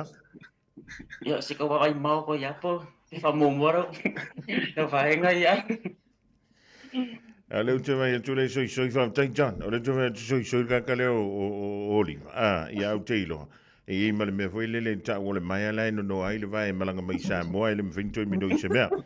Oliva u fui si leva ona e tau sinio e le ta'alonga lea o le powerlifting. E se sanga tele o le powerlifting ma le weightlifting. Ia, whaftai mo le whafsili. Ia, e te lele se senga o le ta'alonga nei o le weightlifting ma le powerlifting. O le weightlifting e kaunga e kolengi i aso uma. O mako e kaunga e leso e kasi kaunga e rest ai. Ya e faisinga mafa pokalame ya e foi pokalame ku e a makainga a maka ia la wali ia e le o ku isi pokalame ese kaunga lo ilunga awale sa ngole mur kingo so fo malo ringa be se foi ole malo sirkingo ile aso mle aso congratulations so ma no fe vole me te wanto le na fa maruina la sunga fo i le pine a world tanto ta longa na I kalai stete ia le gantu i leo le me tomatu. E le gantu o stanga talo. A o e foi o le li foi ya onga. O le ase foi ngata o le avea o e me foi ya onga e to talo e foi I talo nga lava ia olivo. Whaftai lava mo le whafsili. O le salo o le tūlanga i le tolengi ma le whainga o le tamu whainga e reset ia pokalame ale au vaenga I le ngata I neima I le pokalame ale si vaenga I New Zealand au ale si fo iwa nga tātou le Samoa le kolengi me Samoa o ngai taona au le kai me o makongi e kau ki kilo le e adjust I kai koluma singa ma adjust pokala me la wali e fo wala ma ko po la pasenge ka nga drop I la lo le la ko kolengi po la si me ka fa po pasenge la ko e ko reset la ko pokala me le ma singa ma le ma singa Tai lava. Lele, ai, ele whangai na tātou le me foi lele, o ia o kou e kolingi o au rau whaia o ngana sor ngai. Ia, te lo le si ngā tūlanga e wha pena o na whawhiwhina foi la wali ila e le ngā te tati whaia o ngā ia la foi tati whina o ta ite o ngā ele sa whaia o ngā sau ia o whaale ko unga ko i whaale tonu ti tau wanga ia. Pio la foi na e tā pena le ia la wali ia to e tā pena foi ta ite ele tau wanga na e na mātua malanga mai ai. E whaia singa whawhinga tāte isi o le mātua o panga ia whawhatai ele li le malosi o whai ona ma wasi tātou pine mole. Nei fo i tausanga me se fo i nei wha mo malanga mai ai. Wa se ai o tātou tunu. Malo whawhatai. O le mei tau anto to lima le tātou au tā ano le na malanga mai tolu a tātou pine ia na maua. Pine auro lau sunga o liva pine apa me mea le sunga ia John. A o leu tawa ia tui, ei malata mā o le tau wā. Na amatala na ta alo i le tausanga ia whiwa se lau. Valus fulma le lima. A o le wha mai i o tausanga o le tamalea. E ono se fulu ma le iwa tausanga le matua. Sole. O le tamā e sua whai ia antoa tā vita lipin. Mai leo fio anga o tānu ngāmaro. Whina e saundoa i le tūlanga le pe o nei e le tamale i tono o le tātou au. Ia, whawhatai lava o le mo le whawhili. O le tamaya atoa o se tangata o se lui tau tele mo i mātou fo ia sa walinga i ne fo i talonga.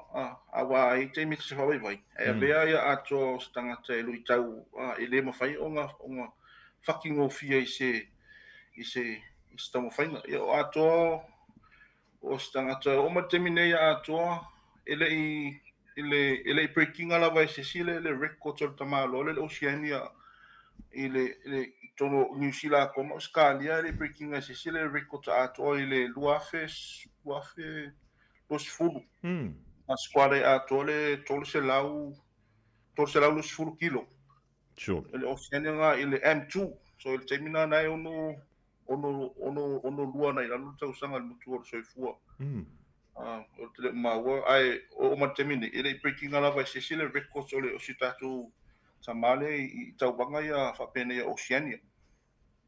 Lele, ia antonu ele o pa au maile tama ia antoa. Sole, a tau le ono sfulma le iwa tausang.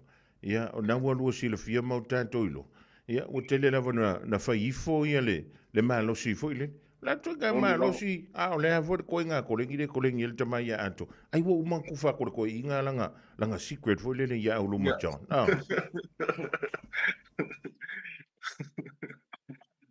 Te loa ato le mawhangan le maftanga male uso nei a telefon me fona wala ina na wale uso e mulmuli atu whenga malanga lea o lo tape me mole aso atai au. Lele, malo whaatai, lima tama tangata ta alo tolu an tātou pine. O la sila ia le tātou pūlenga i le unga o tātou talonga ia le Oceania le ntau awai antu ia. Isa tūlanga le lei, ia pe ia ini vaenga e hao na toi wha le lei. Ia, whakatai mo le whawasili. O le tūlanga i le mātou talonga mal presidente. O langa nar fia o nai e whaisinga whainga tau au panga a mesela waenga ia a laiti. Na aisa o tātou tine sa ngaia malo i le pine aulo i le squat.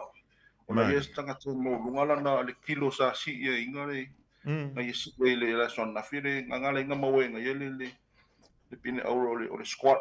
Ia. Ai o se tono le lui foi le mo la wali i e pe to e foi samo i tauna to to lengi le leima to ma fo faui me auna to fa le ia wa foi le se pine mo tātou tunu. O ila le alo tamai tai leo tātou le na maua le si a tātou pine auro le luai, pine auro a oli. O le tamai tai leo tino. O ia le malanga mai i ululoa, e nofu i ululoa. Ia. No ia sa a matatolengi le weightlifting. Ia e pe tai ono le tūlanga i au sange la inga, ia le ala foi na wala ina sa ili ngaduenga ia e ua moe ia lewa moe fai ona. Asi mai i le Federation o le powerlifting Samoa. Ia. Le la sa a matatolengi mai le tolu sanga taluai. Ia le ala whaina na ia maua ia records in whaionga ngai a present ngan tātua tunu ui i tele o tālonga. Le den taua Oliva e ono aso e koleni e le tangata i. Ia, whaafian koleni le aso i le tangata i fia awai le tālonga le auto o le powerlifting. O le mātou pokalame ma la wali i ai e tolu aso e mātou tolengi ai. So e mātou tolengi le aso na fua, malolo le aso lua, tolengi le aso lulu, malolo le aso tofi, ia mātou tolengi mulmuli la ia le aso asfaleile, ia malolo le lua aso le weekend. Ona toi a mātou e fwoi la ia le pidu atale pe ona masani e le pokalame ma toleninga. Nele. O lea se tūlanga o iei le tātou powerlifting i Samoa. Te le se fsosani o maua atu i le mālo whele maua me le funding mo tau tāpena. Ia, whaftai mo le whafsili. Msalo o le mātou malanga nei ona o loo tātou sila fiolo o amatalia le tātou mālo fau. Lala whaina o whawhenga tāna mo se fan mo le taimi nei a wale malanga nei. Ia, o le whaftai le di ilo na lofora ngan leo mo nei. Se lengi le tanga e wapena ona au wai mai nei, unga e tauna o mai e wase pine mo tātou tunu. Lono inga o le tali masania le tātou e tangia i lima le tātou taumwhenga mo le temi nei. O leile saunoanga le fionga. A whai o ieni si o hano matama whanau o Samoa o le fia wha alua o ngā o lātou taimi. E fia tofo le mele ta o le powerlifting. O le ase lua whautuanga mo i lātou ia mai mo mai le iau.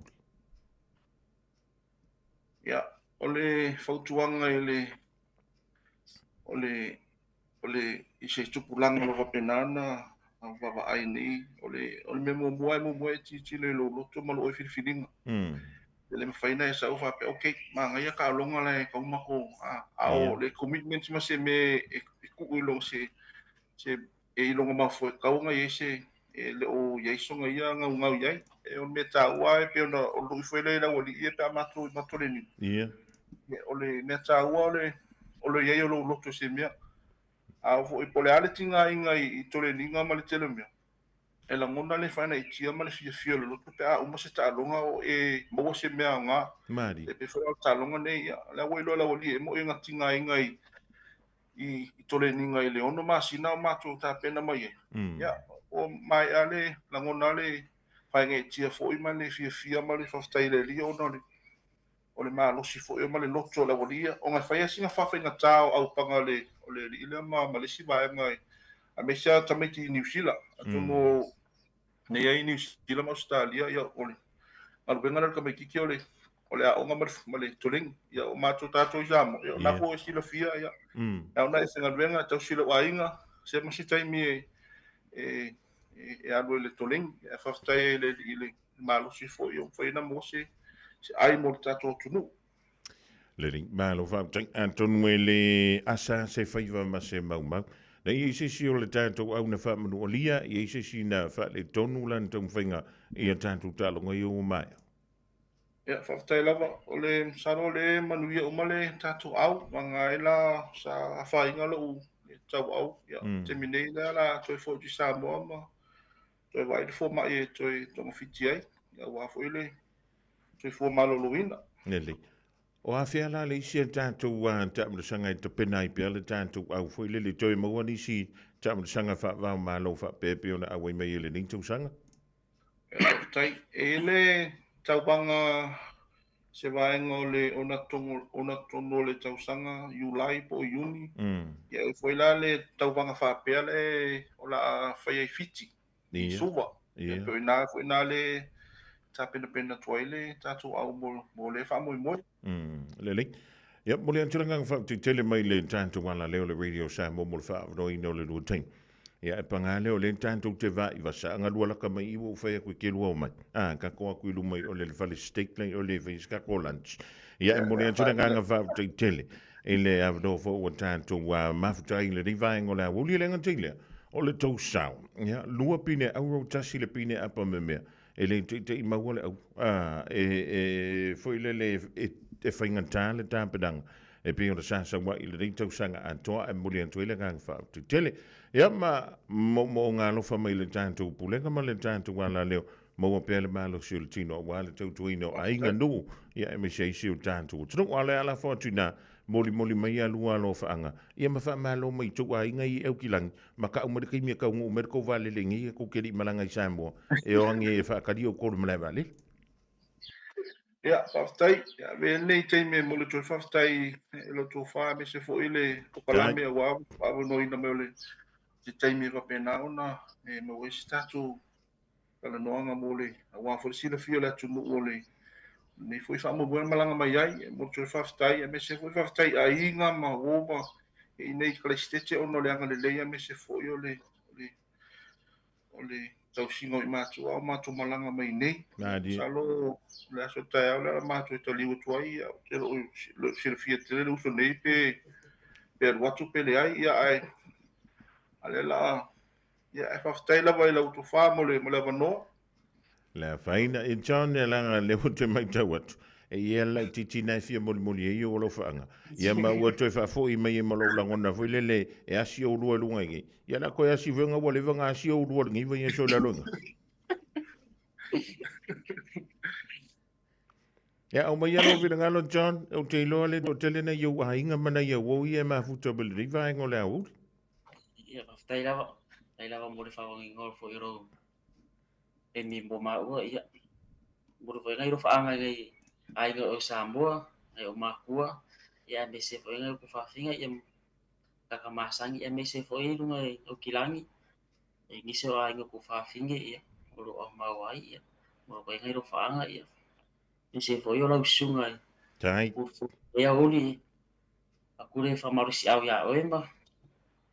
Ia ai whawhikai kire lava mo le mawango. Ma lo fa tai tano tatele ma iva mol tu fa pesi o ke ma ai va tai tele mol tanto filo tawina ia manuia le to ma futa ina ia to tali moi fa nga malanga ia fa la le tu le ia unei to la vea la va se au se si o lua e se ma fa la vea au ai manuia tele ia le fenga ia ma tampe nanga fo le to tali one to sambo fa tai mol tanto filo inga ai mol te meni fa so i foia. Ia, whaftai sa fuia. Ia, so i fuia. O le sunga ia Oliva Kirisome, o ia o stasi o fuia. Onga o ia fo stasi sui ta alo le tātu o tano. Ia, me le whianga o siusenga. Am te lielo nao langa te alo i le powerlifting i le tausanga i lua afe malevanu. Ia, me le sunga na ia John Lose Ioane. E pe ona am te lielo na te alo fo i mai le tūlanga o le bodybuilder. Whaasoloa tuailea i le powerlifting. Mai le whianga o Vailele. O lea whainga wa tātou pine na maua, lua pine auro, tasi le pine apa me mea. Ia leo le anto i tali wantu ma le tātou au ta alo leo le powerlifting Samoa powerlifting i le mai ai o ta alonga ia na tali malo ai. Ia lea ai leo kalai stete i le nei fo i whaiaso. O nisina o sui o le tātou utano. Ia ma le au ta alo lea Samoa pe o le mafuta. Ia mai whaafoka mai e le ni whaengo lea. So leo joe lusu tolu midute o le tā leo le tū la e tolu. Tasilima Ivatolu Amo Radio Samoa.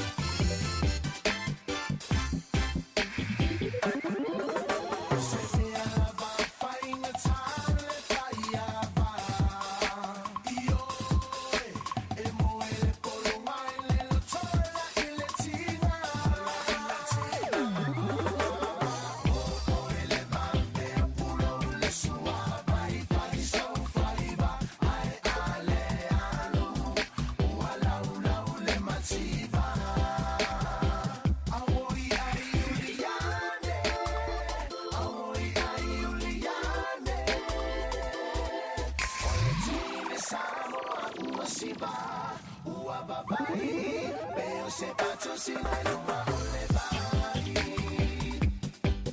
O tangata uma wasina loa, ile siva le tene Samoa. Oka oka, ua ova ile basa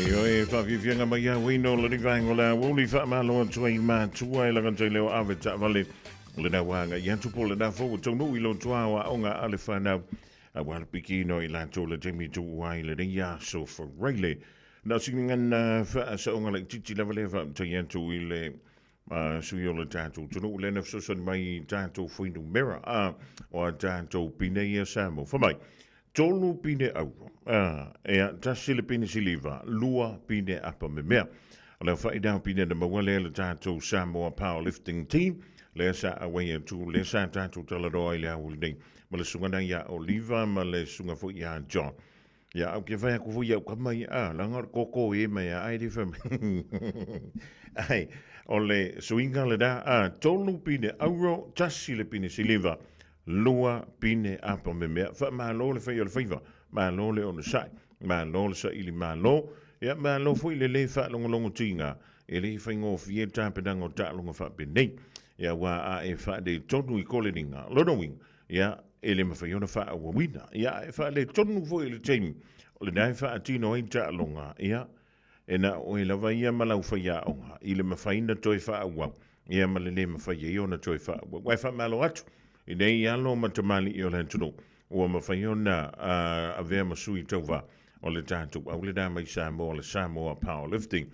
Toi a vea tui a le tātou whainu mera tolu pine a pine auro tasi le pine siliva lua pine apa me mea sori ua lava matutoi le nā mea alofa ole Kerry Sibas. O le Casa Beds and Appliances, o le tali o mana onga, I o loa e whaatotonga ailo mauta, ini tau le lei, toi ananga tā, e mawai moenga ngā o si tutona New Zealand, wha a pese tino fōa o le potumalo lo, lau ai mano fōa, TV, la au pese, usa aisa, masini tā lava lava, telefoni fe aveai, maisi. A whiu ane loa I le whawhituwha Great North Road o tau, po le tolo fituiva Great North Road I Henderson, le Casa Beds and Appliances, telefoni ovalu selau, lua lua lua, lima whāwalu, ovalu selau, lua lua lua, lima whāwalu. Mātau te whaia ni fo aroi le aso lava te whio mai ai I le Shine Dental, ai e ia inga whaapitoa. Mātau te salia le Afterpay, Zip, Q Cards, whaapea wins quotes I le Shine Dental. E whaia fua whaatalanoanga ma le ACC I le Shine Dental. Le aise tongi mo whanau I le bao le se fululua I le se fuluwalu tusanga I le Shine Dental. Talanoa mai le tongi ina le whainga o nifo I whaonga ai le Zip,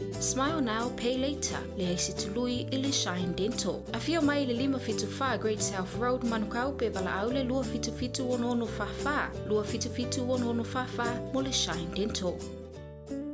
A whaia mo o mia neu tai ni whawhapi'i o le tali o le All Dentures. E whapitola mātou au nanga I so se tu ai ngā ni whawhapi'i. E au whiai le plastic ma le metal dentures. Talia wins quotes ma le Afterpay. E le aise tutongi o whaatalanoanga. Bala au mai loa le All Dentures I o tahu. O iwa, lua lima iwa, whaafatas tasi. Papatoitoi le o iwa, lua fitu, lua tol, po pemioa I le o iwa, lima lua fitu lima.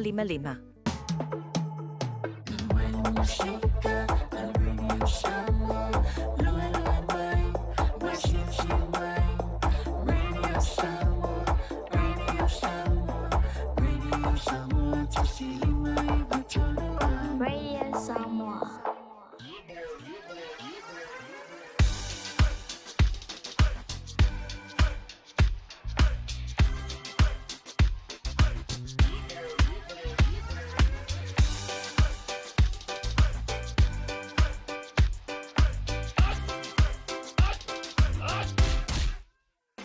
Omi te tonu lau olu au Baile pepe se ne ima imau Afifi mau lu le tama Baile lau ulu ne ima tala Le lau wha pito te tonu Vai ima sai pape o se pomu Vela mai loa o le tama Se whaala I titi se nai au mama Tawhia ai I se palu sami te Tawhia ai I se palu sami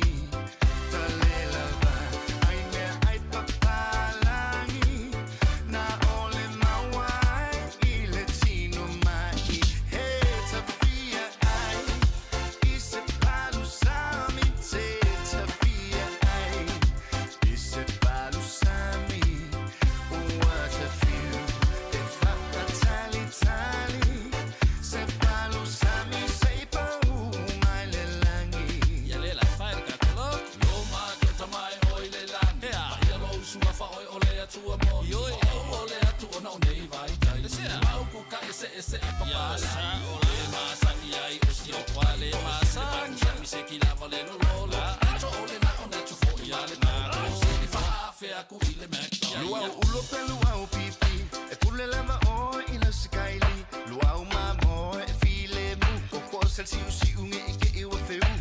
Ele ayo se masa lo salo. Le palu sa mi lava e inga ile kalo. O se ki o le mea ato.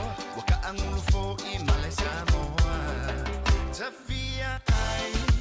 Ise palu sami te tafia ai. Ise palu sami. What a few. If I tali. Se palu sami sei pa mai le langi.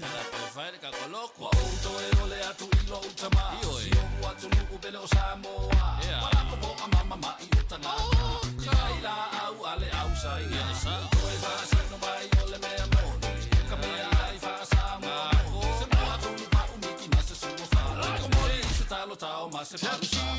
Ai ise palu sami te tafia ai. Ise palu sami tale lava. Ai me ai papalangi na ole mawai I latino mai. Hey tafia ai. Ise palu sami te tafia ai. Ise palu sami. What a few. If I tali. Se palu sami sei pa mai le langi. La fai le ka be ai. Si mal se kalo ka o se kile be. Sapa ba ni pe o se me. Ole ko I se. O ese ma se vai sa. Ya ma fa ma to o ma sa lo sa. Le palu sami le ngai ni wa o sa. Lo ai so le lo ma fa. O sa ngai ma le be. Si ai ka ko sa. Tafia ai. Ise palu sami te tafia ai. Ise palu sami tale lava. Ai me ai papalangi na ole mawai I latino mai. Hey tafia ai. Ise palu sami te tafia ai. Ise palu sami. What a few. If I tali. Se palu sami sei pa mai le langi.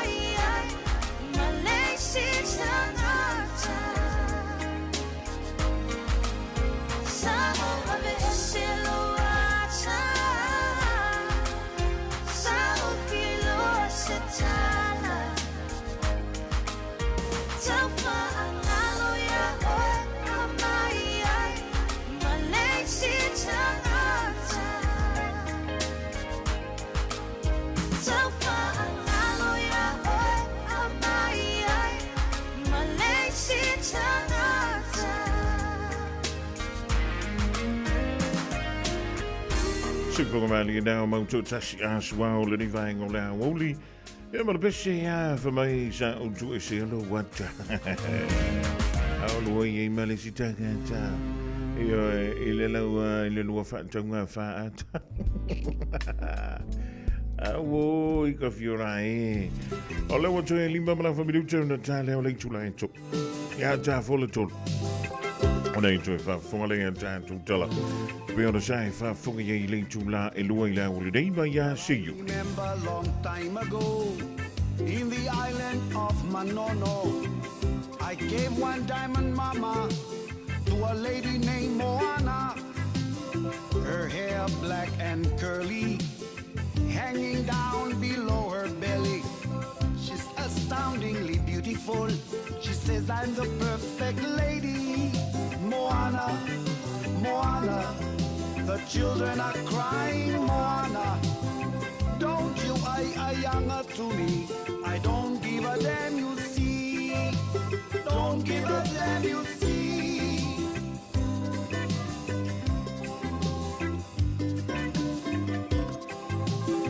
Moana, come over here. Would you please marry me?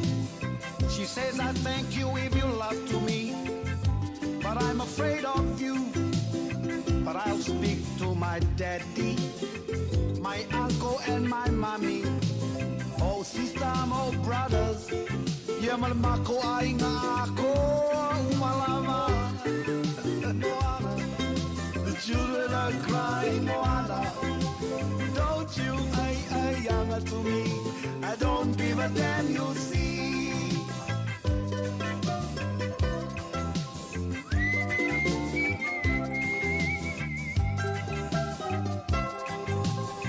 One day we had a fight. My head she hit with a big falai. Whoa, makapongia. Moana fa'atali, my dear. I woke up, she was crying. Felt sorry for what she'd done.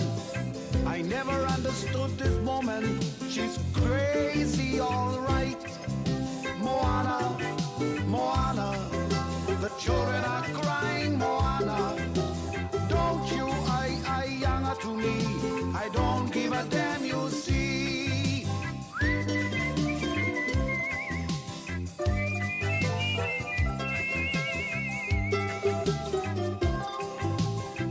My Ingilisi is not too big, but I know your conflicts. If you say no to me, I say no to you. I'm sorry for my wrong. You bring me plenty money to give the fa'alave. Moana, Moana, the children are crying. Moana, don't you younger to me. I don't give a damn, you see. Moana, Moana, the children are crying. Moana, don't you younger to me. I don't give a damn, you see. Moana, Moana, the children are crying. Moana, don't you younger to me. I don't give a damn, you see. Don't give a damn, you see.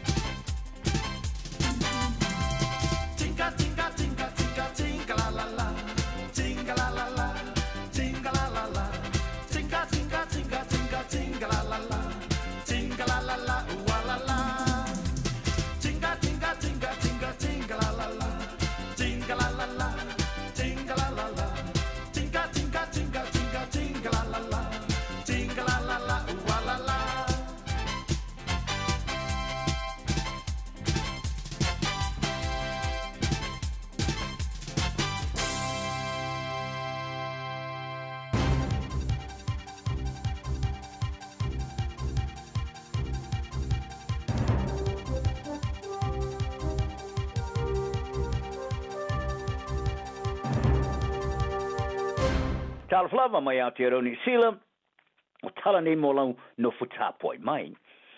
O ye ni tapanga mo whaatosina mo a o ngai whaia ma le sila fia, e wingai whaatu vevesi whaaloto I whale tonu ainga. Ino o mai ona whailo I wha mau monga fau I le ta telo nei whaatu vevesi I le kelope. I le li poti fau ma le whaala mutonga so I fo maroro I nā le rangi, le World Health Organization. O mawai o le kwato dinamata maatai. Sa wai na le wha o lima masa wanga I a mionga whau nungali. Wailo ai ele ai se whare leo nei wha maumonga de tono le luas futau sanga ua mawai. I Australia ma Sila e luas man whātesi ma le 5% o tinamata maatai. E sa waina I a mionga whao ngari ima sa wanga whao lima. E whaia ia lato lava te to lua po paanga. O le te iulo le sulfa ingo tinamata maatai le Women's Refuge and Jury. Wa le fia I nei wha maumonga a e leo whate iain. Sa ia whailo ai se ilonga lava. Wo le te me malamala mai li tu pau ka malo loa. E lato te leo na ina, I o lato te to lua ma paanga. O le a lea I lava se swinga e yain. Ma ia ta wai, e tele se swinga o sifi I ai tūlanga au sia nei au te ro nei. E winga I a mio e a nga I le ulo le te paa, ma le tango fia o le ava malosi I se tūlanga le lei. Ma ia ta wai, o le vahenga o le swinga, o no le tele o whato sina u umi to e tonga tae whaia. Ma ua manao ai ini tu aingo whaatinonga whaapea whaia. Mo le vau iai o le whaatu vevesi, whalo toi whale, whaasanga I tinama ta mātain. Ua whaaria le ofisa o toi loilonga o onga le Educational Review Office, e au ina malo o na mawhauwhau, I le la sia se isi stepo I lana tapu, I le whaunga ina o le telefoni whea vea I mapoloka ta maiti marisa fia I wala so ta inga lau tele, I teimio I tu la onga. O le ripoti o le toe I loilonga o le AVC o telefoni whea vea I mai potu a onga New Zealand. Le do not disturb a review of removing cell phone from New Zealand's classrooms. Sa whamatu ina I le asona na fi.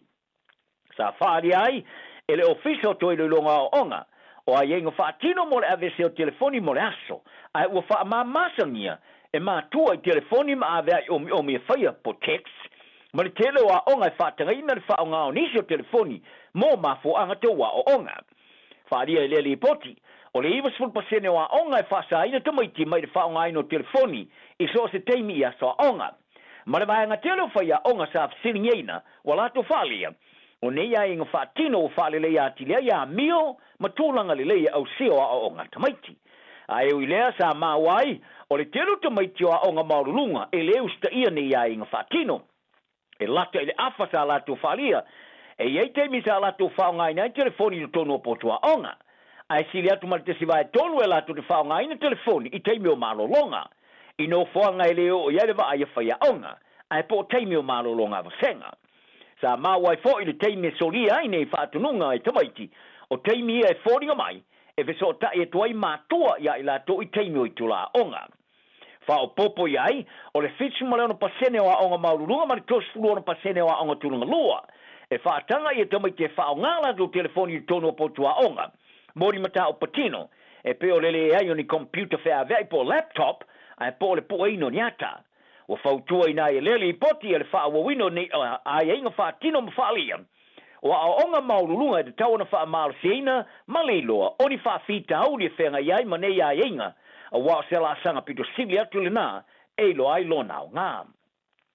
Tala noa ia o onga o le whona whaatonu o le anga maurunga o le onga tonu, o lo onga tonu ni tau mwhainga e re ma mia ma I tuatu ma le onga.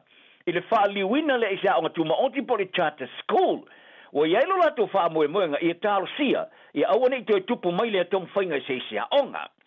Sa whailo e le sorulo le vasone o le whaalabru tonga le Bankers Education and Wellbeing Trust. Ma se tasi o sui mo le whona whaatonu o le onga wa la fwa I le lato tāsanga. O le lato finau e whaadiliu I le onga maurunga Tamal Kelson Boys High School e Autilani, I se onga tuma oti sa whaia au no ma le mana onga le onga ma lana whona whaatonu. O le a onga e mawhuni tamaiti Pasifika ma le Polin Sia. Sa whaadi ai le whona whaatonu o le onga, o le tau fia o le tāsanga o se tala le lei. Ma se lato wha moe moenga, le isi sia onga I New Zealand o, I eise whaalungona, sa ono sa ia tangata lau tele, e peona whaari ai le suis fono o iei nei, I asa no lio, kai hau. Whaari ai kai hau, e amara ia le whona whaatonu o le a onga, o se a onga tuma oti e ieiso na onga, I tangata I vaenga e mana o miai.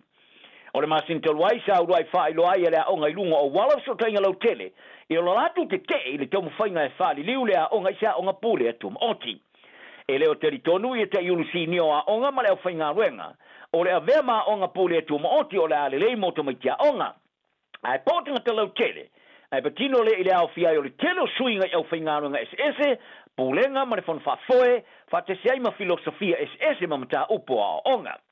O le tamai te fai pure whaalo tui whale ia ka meang se poloni sa ia whai tio ina lea tau mawhainga.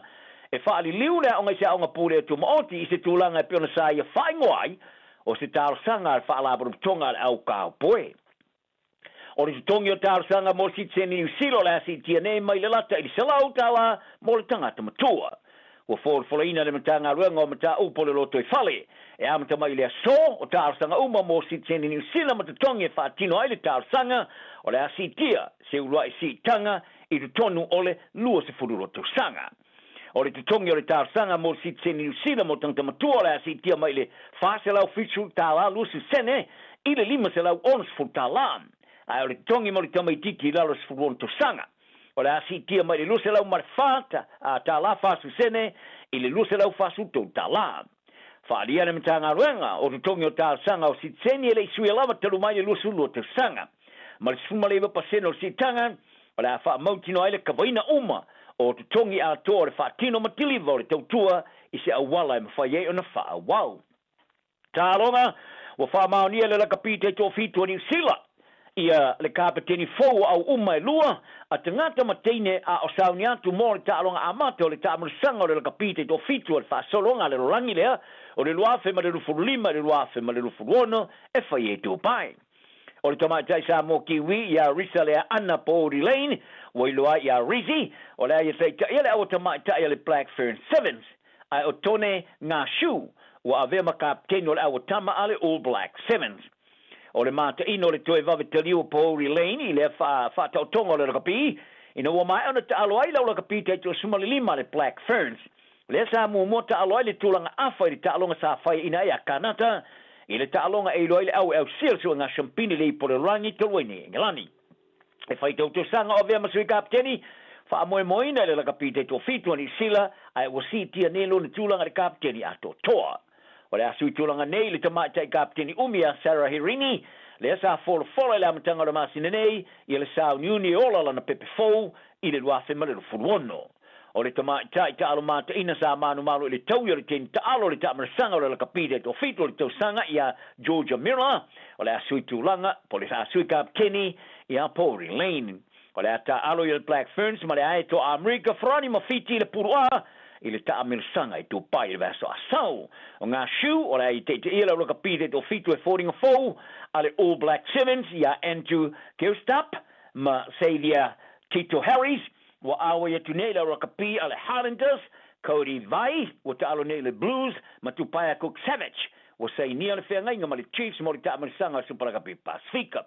O sui kapteni talwai nero preke fitu ya sione molia ma Dylan Collier, o le alangolango ya ngā shu o ni te tai o le au. O le awhewheu le pulu o New Zealand ya ta'amarisanga tupai, i le asorus fruiva ma le tols fulu mo le masino novema, le e ta'alo ma Australia se pania ma Peritania, i le pulbi. Au le tamaitai ta alo tau mata ina le Black Ferns ia Braxton Sorensen McKee wa awa ia tunela o kapite to fitlo le Black Ferns Sevens mo le tamarasanga i Dubai i le mai ai ona awa ia tu o kapite to sumali lima le Black Ferns o Sorensen McKee sumali to sanga wa awa ia tunei i isi tamaitai wa to ili wa tunela le kapite to fitlo Alfie Station Waka ma Teresa Stefano. O le isi sui o laula ka au aingo o luai, wa whata oru te alo morka la politia le West Tigers i Australia, i le uso leo Jerome luai, i a Calvary, o whirwhiria i le au a le Palmain, i lalo se furuma le iwa tosanga. Li puti ai o Calvary, o se tamai tālenia li tūlanga o ngā tonu, sa mata ina lona sao mo le au le St. Mary's Saint, i au lalo sumarifitau sanga mo le ipo le Don Celtics, ma sosoni ai, i le manu maloa i le champini.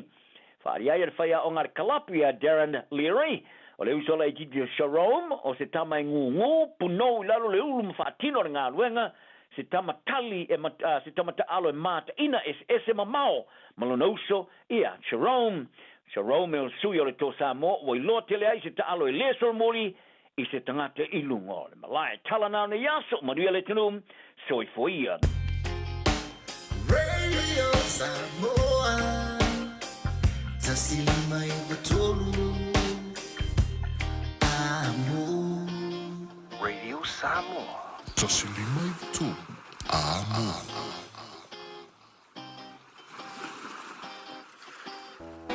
Good morning, class. Good morning, Mr. On a track. Yeah, ole a fight at the Tangalanga. T49. Well, name. Who is on a track? Accent. But yeah, on a track, some of them. Jason. I'm better than yeah. Bye, follow my.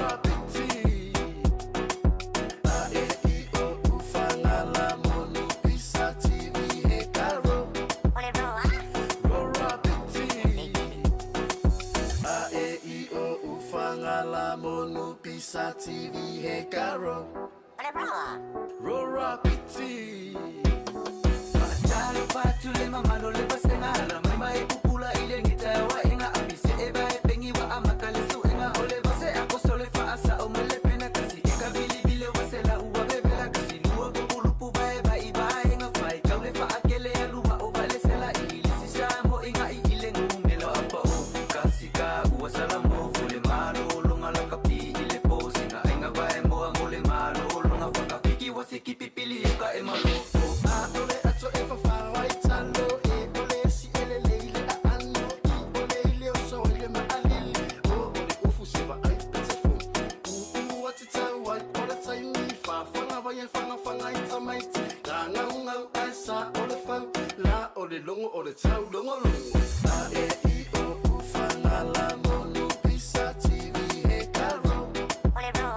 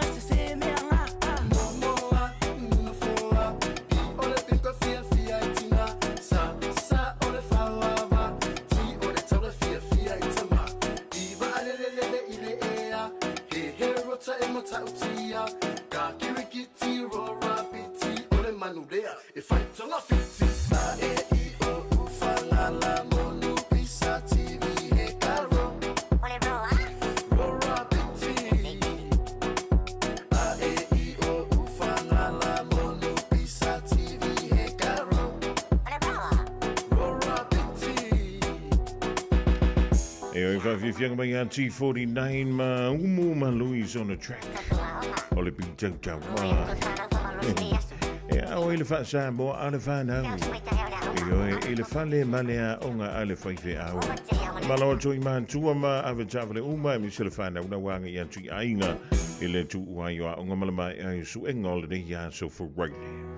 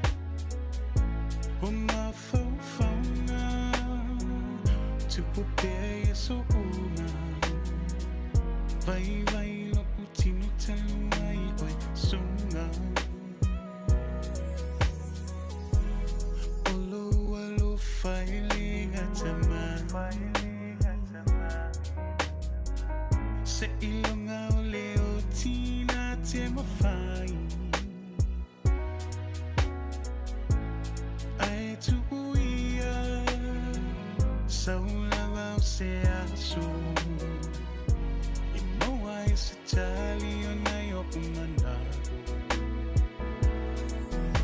fetu ole lani se ita mai se a ole sami se tala no mai uang tole la saule poni sa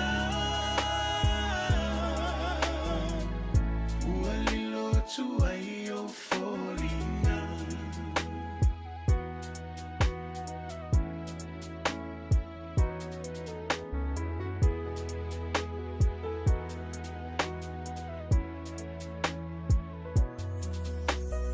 Oe, ole ari, ole taimani. A oita se mai ta avale vali. Wa ole loa ina pea isea ua whaingata i o se fufuanga o e lava o sia utai mane moni na o fili fili ai le wha maoni malo utali tonu o laula sa eri ai leva me ona mai long kelly fetu ole lani sei sa mai sei a ole sami sei sala no mai sole la saule poni sa ua lilo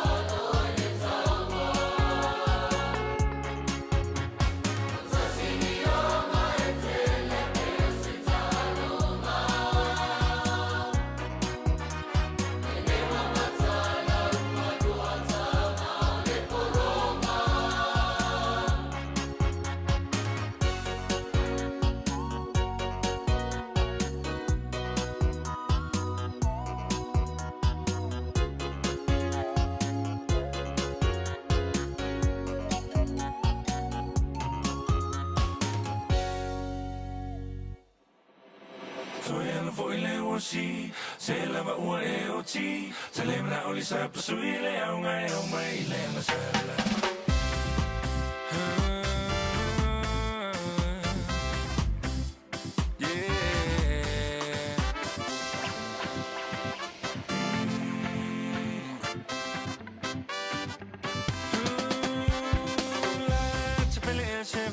Mole fa chali mai e po a e na te unga fai fa avale so ona vali la mo mutu ai le vali male fa e che le vali le da o me vali le cha se fe so ya no foi le wosi se la va o e o ti se le na o le sa sui le au mai le na sala so ya no foi le wosi se la va o e o ti se le na o le sa sui le au mai le na sala.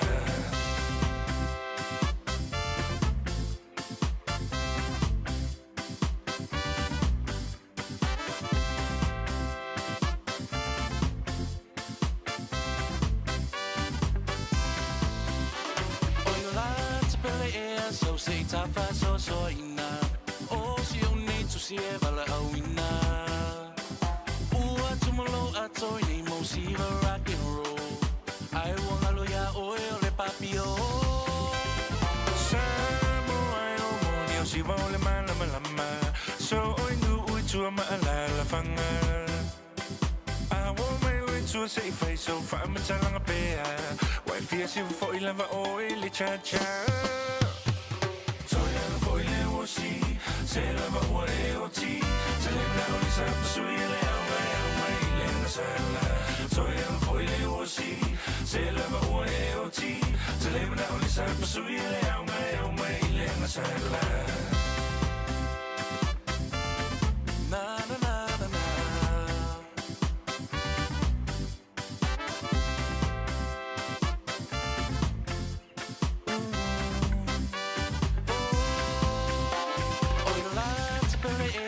sei tafa so ina o si o nei tu si e vala au ina ua tumalo atoi nei mo si va rock and roll ai wanga lo ya o le papio samo ai wa moni o si va le malama o solo inu ui tu mala la fanga I want my life to a safe face so fa me talanga pe wai fia si va foi lava o le cha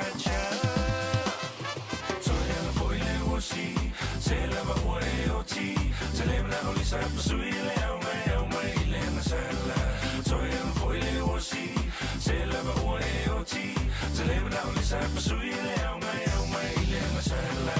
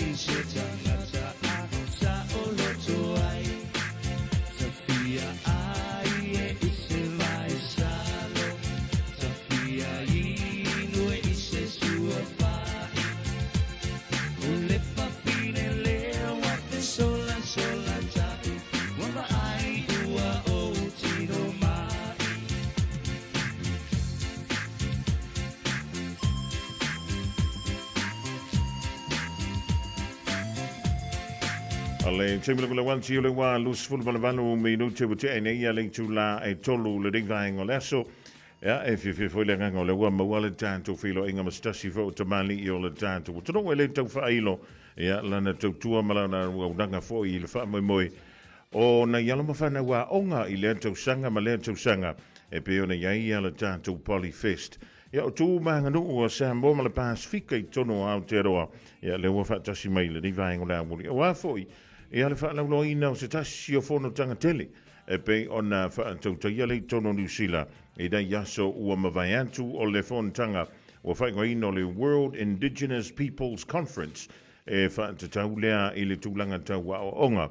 Ia o le e whenga iai mai tātou tono New Zealand. Fia la nganga le riva ngo la so lo fa tasi mai ya le fionga ya le Moa Henry Fisuluai ya o le tanto Auckland University of Technology ya wa fo I le fa lo telina o le fon tangata wa sa awai ti fa talo fa toi le riva ngo la woli ya la fionga le mo ma lo so I fu mo le langi ma fia mai ma tala mai au ya wa mahatongo fiele de ya woli le Australia te lo leven tona malo lo ya fa te tele mo lo te mi wa fa no mo ma to malo so fu mo le lang ye mama ma lo fo ia le tau tua tunu ma lo tau longo se manu a lo fo ia le tau ata I tu te me faiva le ne ya so le faingo fia o faiva lo fia au tai ya mai se fo ile ngalu wenga fita le ngata le ne ya so ai waso fo o mavai ma lo lava le unusai ma lo pale malo atu fo I le whaafonga maua mai pa ia mawalunga le atunu I malo le au whainga luenga pa ia o le atua sa au whainga pa ia te inane fo ia pa ia mawalunga le atunu I ona tūlanga whaalupe rupea malo le soifua malo fo ia le ona sai whaafitai fo ia ia au tau tapo inga malo tau tatalo ia wa e manua I fo I whaiva o le atunu le nei fo I vai aso malo lava seu le fo ia le ona sai le whiau mga luenga yo e fa malo le whaiva ui lava hi le tele o tōtongia ia va te telo lo mo le tanto wa no fo ilele mo sina masel ia se I fa la wi lo ai fo ile angol fo tanga le mai tawatu e le pe ia fa te tau fo ilele ile tulanga tau wa o onga ia le la ia la muta fo yoi ile tele wa onga sa engalwe ai ia le woto tali one tree dai le tanto AUT ia wa le sila fiel tanto tru o fo tanga le fa mai wa over male luas fu tau sanga ele toyo o mai lava ia le tanto fo tanga le nei New Zealand ya o le fai mai tūlanta I le wha fe sui a wai. Ia o antunu ese o le lanulang. La tōn wale winga o le whuntanga le moa wha mulmule. Paftai ia o le whuntanga wha pereta nia I lona wha pupunga wipsi. World Indigenous Peoples Cultures Education, World Indigenous Peoples Conference of Education. Ia e pe o tangata nuu, o atu nuu taitasi, o e na mua ino fo ia lau ele. Ia o la tau ia le ana le ne konfernisi sa whaavai le vaitau le valfitu. Ia mai lava I le vaitau fo I leo le iwa tolu ea o ngata I lona tali malo New Zealand. Ia le tolu tausanga taluai le usuia le fono le nei tausanga. Ia sa e pei fo ia lea o le Olimpeka. E tausa ili ma tau mauani ava noa e pida ia tunu o ile a tali malo I lesi fono tanga ma lesi fono tanga. E whae ngoa lava le tō tele, e pei o le Olimpeka leo ngangana, po le Olimpeka ia o tangata anu. Madi. Ia o le fono ia e ova ma le whaafe o sui o fono na afio mai. Mantua le ao, po le whale fo I lea le cloud le tau I tai. Ia. E le I tumu tele vai temi fo ia o le tamil sang fo ia o lakpi la langi luafsul maltasi. Luafsul sultasi. Ai te tau tino e se mea fou le lo vai atu le tumu tau mai luma e tau I tua ai mai se fo I ata ngata I fafolo o mai mua mai totonu ia tangata mai I Norway o tangata nuuna o tangata Sami tangata Apoliki o India ia mai Kanata ma Amerika ia mai se fo ia tangata tumutu mai Hawaii ia ai pena na tau la mua la ia tangata Whenua po tangata maoli. Ia ai mai se lavale iwi lea o lato whanua le tele na tausi ma tali malo ai le il taili taulanga ngati fatua o rake. Ia ai va alua loa ma le AUT wai te taulava nei lalo se wha malu o se a onga po se lau mua lo o whaia ia mta upu tau a oina. Peo le ala nao le tali malo le AUT ia po le mau fo ile avanoa. Ia na va alua fo ilale taula mua le AUT ia ma le sa fo o mauli ia le fa fo ina ma le tali malo ina fo ia le fontanga le ni tausanga fa pe fe ona mawale le whainga pāanga le le EUT man tangata whenua e le nei whono tāu i tono Nisila. Malalangi atua. Ia ole o suinga ia wa tangia lava ia molo sila fia.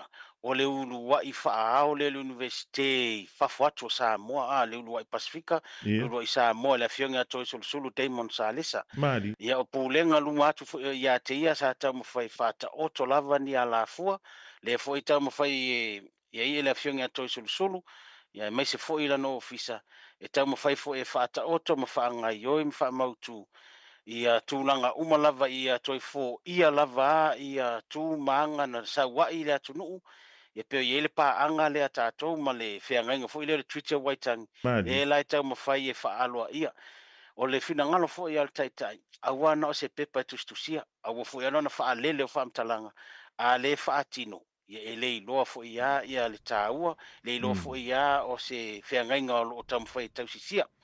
Ia peo le alala na e fo i ata ngata maoli, e fo i polo fesa maoli to tonu lava o le universite, e peo i na e tapa ai ia le fionga le polisili e po le whaao le universite, o le sui la lea na te va aia umamta upu tau maoli, o le sunga le profesa ia May Hana Jury, o ia la va aia le ofisa tau maoli, o le Samoa fo, o le si umu, o le fionga ia whaalongo, po le fionga ia anganoa, Jacoba Matapo, o ia la lea o le whaalulu i le ofisa Pasifika. A whaila se porkalame a toi sulu, e mua tapa le ofisa leo maoli, o le ofisa o Pasifika. Mari. O le tūla maanga wha maoli, e mua fesilingia, e peo tātou, ia o le whanua mo na tapu a whanua. E mua lava sa ili, po waile le iwi, po waile atu nuu, po wai fo i tangata nuu, ia malato wanga fo, ine ia mulimuti, e awane ia whaina se fina ngalo o se tasi, e wi lava i le o tātou vava ai le langolango ino le malo, o le teteriti, ia mai se fo ia le lato le tausisia, ia o le alava e tau mawhai lava to e sulu, ia mai se fo i le AUT, ni au wala ia mawhai o na wha malo sia mawha tā waina le whiangainga. O le mi te wantu le to lua ia le fionga ia to sulu ma Dr. No Wong Wilson. Ile vele ma te whono le o le tātou a unga po le tātou whunta. O ia o Noe Wilson, ia le pe o ia o le chair le o le whipsi. Ai o le komiti la le nae pe o le maulunga o le komiti o la tu va ia fa va malo. Mari. Au I lava ia il fa foi no le fono tanga le nei. Ia o le la sa ye sa ta iu le foi ia tol sulu. A wa foi le fa foi na mal fa por kala meina uma o pepa o le conferenisi ia o aso taitasi. Ia ona va alua lo wa tau pena I pea ia le lau wa fono le wipsi. Ia mai o nga tasi foi ia ma tu manga pe o net no pe o le matanga o fiele na o le fono tanga. Ele o mai la tou fa pea o le wala le fai. E o mai whapea mai o le porkalame lea ia e tau te muli ta I tū maanga le atunu I lona whaatinonga. Leli, o ani ma tā upu tā ua sa wholasia I malai, o ani ma tā upu sa whapea lea ona taladoina, ai o lea fo I se umi, se ala fo I lele whaatatia e mawhai o na wha au ngā, e antunu te tasi ina iei o lantou sui le whontanga tā ua lea. Whaftai lava mo le whafisili. O le aso sa, o ia o le ulu fale aloa ia lea o malo, ia o le ulu ai pepa lava na folasia, o e peo se lu I tau fo I lea wha malo si au waisu I taitasi, ia au wā fo I ia le whanotanga o le au suia. O le aso ngafua, ia o le aso ngafua e tofu lava le aso, ia malona lava au tu. Mari. O le aso ngafua lava ia o le iva, o le afa le valu, ia e le tautalanga au tu, po se launga ami. O le tasi fo ia o lesi launga ami ia ai tau walunga lava I lesi launga au tu I le afo le wha. A peo le asunga fua ia na whaata waina lava o ala o tau mawhai e whaola ola ai ia tu ma anga I whanua. Ia o le aso lua o na whaata ua lava le sa o tupulanga lalo vaoa. Mani. Peo ina ia na o mai fo ia waanga fo ia o loo ia o tupulanga lava a maoli. ia sa ia le pe le o tele na saulunga o talafou le talafou palangi i le news ia eru kapakingi ia ona o ia malona tina ia o la taatia le vaanga lena a o ia foi sa fai masau noanga au tu le au auni e lu ia ile au matutua ia a wa foi ia ni fa fita uli lu foi i matua ine ia ta fai tupulanga ma ia sao mai foi le leo tupulanga ia la to foi fu fanga fai o lana tala mana i o lana saunoanga o lana saunoanga o tuna mau ale tasi foi tauna ia lafo fa pea awani va ai le tausanga ai va ai se ngaluenga po se tautua tupulanga e fai ia pe se lu i foi le mo ele ngata mo au matutua ai mai se foi ia foi ia onga o tai o le la ma le fa la potonga la to te fai on fa ngai mo tonu la to ngaluenga o le aso lulu sa tau mawhai fo i wa ai po o ani whaatufu nganga lava o le atu nuu ia malona ta ua malona whao ngā ina i atu nuu ese e mai se foi to tonu wa onga ia po ni meto tia lava ia ma le tō whama ma o le atu nuu o loo whaofi to tonu i no fuanga e pe e white nai po no fuanga e ma losi ai tu manga wha le whai tu langi le sifo ia po tu manga wha koloni po tu manga wha palangi o le aswana na fina tau walunga ai ia o le wha malo sia lava le wha ola o ngangana le ana iei nai sui mai le motu o tutuila mamanua o le fionga le komisina o le komisi o ngangana i nai Amerika Samoa o le sunga ia Elisabeta ia mai se foi lona au vaa ia o sa fa mai foi ia la tau foi metotia ma la tau ngaluenga fai le tau fa ola ina o ngangana ia mai se foi ia le anga nu pe ole au tu na ona naf ia ona tapo nia i le alo ia le tau le tolu na mato au waila i le tu watu wai pai mai le tala o i Adelaide po i Adelaide sa fai ele fono tanga le lua fe lua fa a ola le taimi e fai lo po ile la tali malo yo e alo ia lava le sauninga ia se le fo ile boomerang fo ile Australia fai mai love to low love su putoeta na velo mai le apoliki na fata amilo la le ata ai uma lo sapo ia lo AUT o ina na fa na lo ia ilo ole mea sina le a le atunu o pasia po a matana tu fa solo mai le si atunu fa ilo ai le tu le tali malo fa ilo tu le tu fa solo fo ia al conference ia o tu manga fa maoli na mai ele la tu fo ifta mai foi ia ona wa e ta ua tele foi i le anganu fa maoli le ngata i ona lau fanua i luma ole i lungo va ma o lato sa ai fata ua tele maoli o lato ngata i fale e tai peila vo tato i la na mai le foi ai na fa ai ngole foi mo ana nui a kiwa o no fa fe tai lo i tai a wa o ina wa alo ia ma amana ia maoli le sao Pasifika i New Zealand o le va alu e ula vole tau la mua la tau a o le tuta o le mawhaiona la tau tepa mai tua ma you know o le wafai mai tato o mai tato filosofi fa atasi le va le atasi ia ma mato tu alo ia le afo ia le mea sina lea a nga ia Hawaii o waikoloa la lea la atali malo i le si tolu tausanga o lumanai ia le lua afe lua valu ia o le ia pe wa ia foto o lava o ia ile conference foto o va ai fo ia o ia yanga ma winga fo ia o ia tangata nu ia ese fo ia le va ai ese fo ia le langona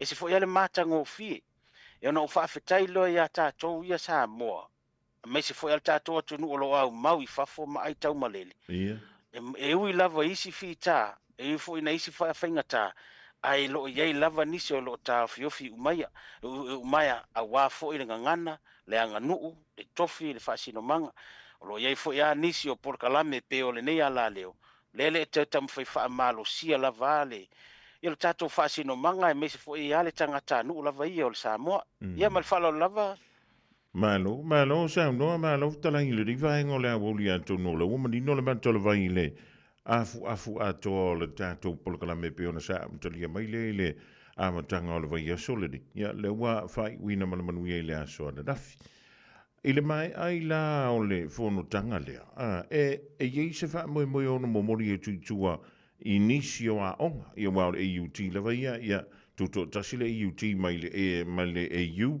Ia ma le telo isi mau institutions ese I tutonu o New Zealand le mo. Ia, whaafitai lava mo le avanoa. O le tu, o le moni lava. Tai iai umata I lava o mta upu taitasi o le mato wa onga. Mari. Ia le mato lau mua. Sa iai fo iai tutonu o nofuanga nei. O le lui fo ale na le watu I lesi tolu tausanga.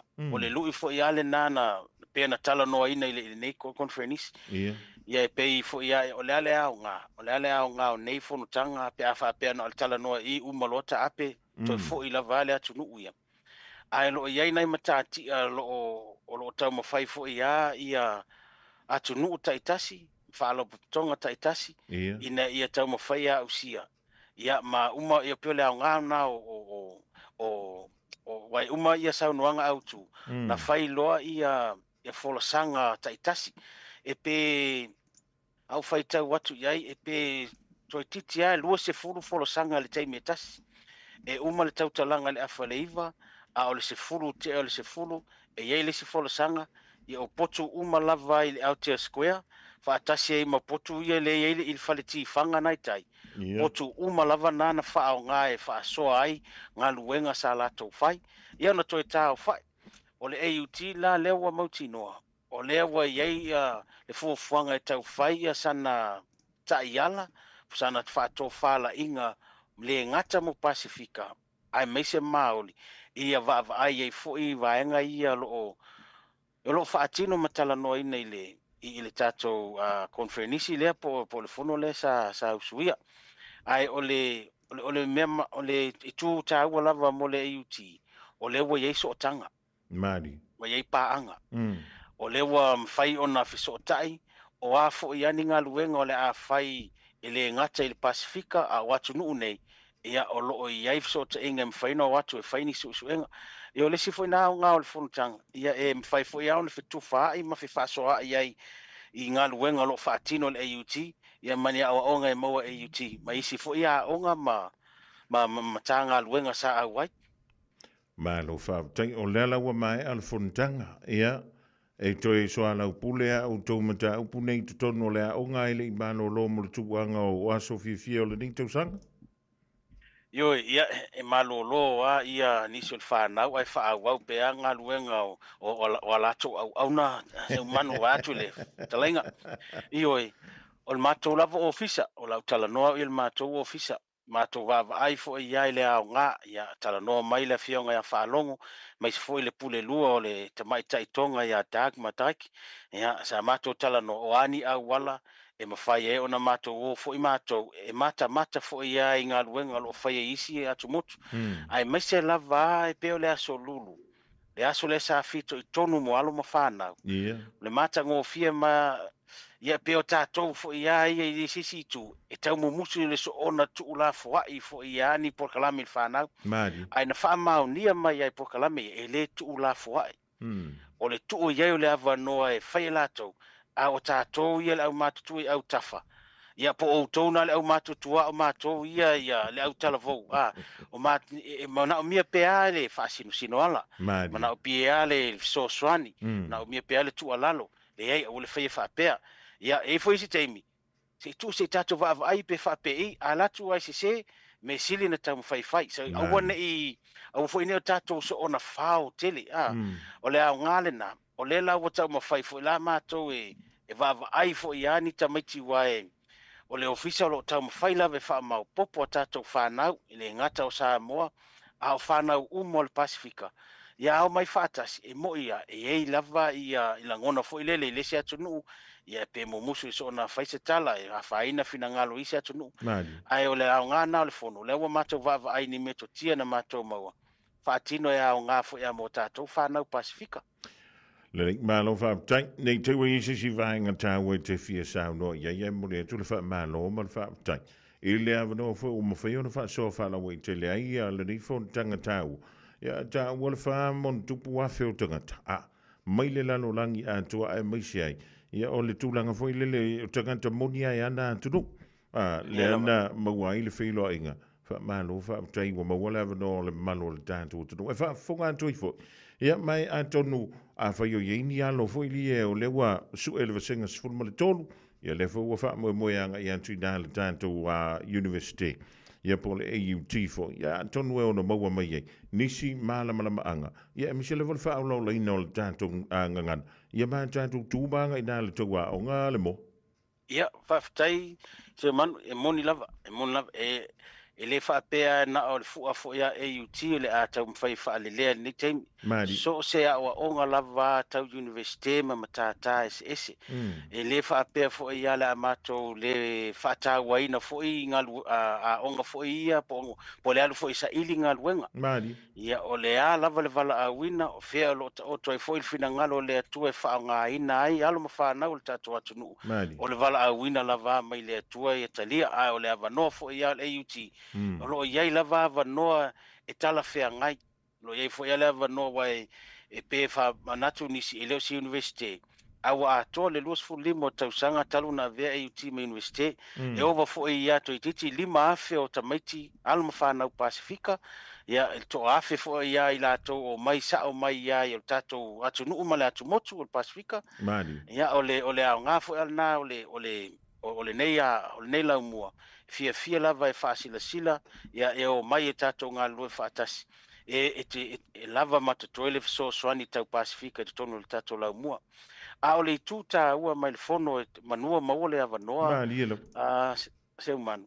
Ia po lau fiong foi mua. O le whafangu mo tātou sa mua. O le tala fo ea na o le saunuanga na o le sunga ia pātū mai Amerika Samoa. Aua ne o tātou whaatala le tofi. Aua foi nei vale tu lima le tofi. Pe o le au ngani foi iao sunga le mali atoa ma le tama ainga. Pe o le au ngana ia tia o le nei fono. E tātou woe vava ai. E wha mao ni ai. E oi, e tā ua le a onga. Tā ua awa onga whapapalangi. Tā ua foi ia le iloa le poto ma le ata mai ma whailonga. Ai le whapea i titi ai le tō wha ma le uta pa ia mawalunga le atu nuu. Ta mā matina. Mai se fo ia le uta whitālai ma le loloto le lato silafia. E tā ua fo ile na. Ia te au lava i o te whai e mua sa mua muli pālangi. A ole au ngani fo ia le na. E le au ngana tatu wha mua. Au atatau fo ia o na tātou whaia ni porkalami. Whaia fo ia ni tātou fono. Ina ia o mai whaatasi. Whaia onga, le au whai ngā luenga, le au popoto, yo fo ia i la tolo iai le tāleni le whaatufunganga. Tau fwena mai fo i whai statou fono, ia whaso a iai. Wa uma aso i o whale o matai, uma fo ia so i o le saili fo ia, i nisi fo ia o tula toa le atu nuu ma le au whai taula ulu, o tu ua na ele avanoa. Ai pe wa tau fwena tātou saili tātou se avanoa, ona o nei le tu, to tele tātou i nei New Zealand. Ia, se umanu te tau tino atu. E o fwea tia e ofo lau whaalongo pēr mai nisi. O kau mātou te fia i loa whasa moa. To te fia malama i le anga nuu. Ia e le tau fia mau lava lesi vaenga. Le mo musu lesi vaenga. Ia e pe o lau ia na tu walalo e le pa ia maulunga le atu nuu. E le awa ia le matapia le mānaia. E leo ia te au fo ia se ato e whaapea e whaatonu lo uto mamalu. Ai nao se tu walalo.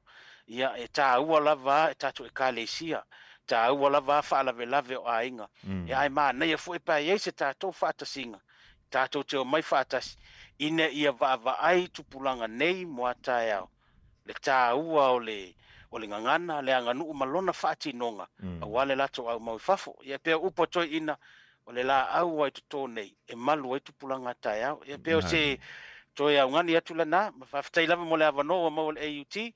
Fai ona whasoa e fo i le nei vaenga le aso. Ia lofa fo i lau fionga. Tu sai fo i ma le ngā luenga whitai tunga. Anga le lei fo i le atua. Pa ia maulunga le atu nuu.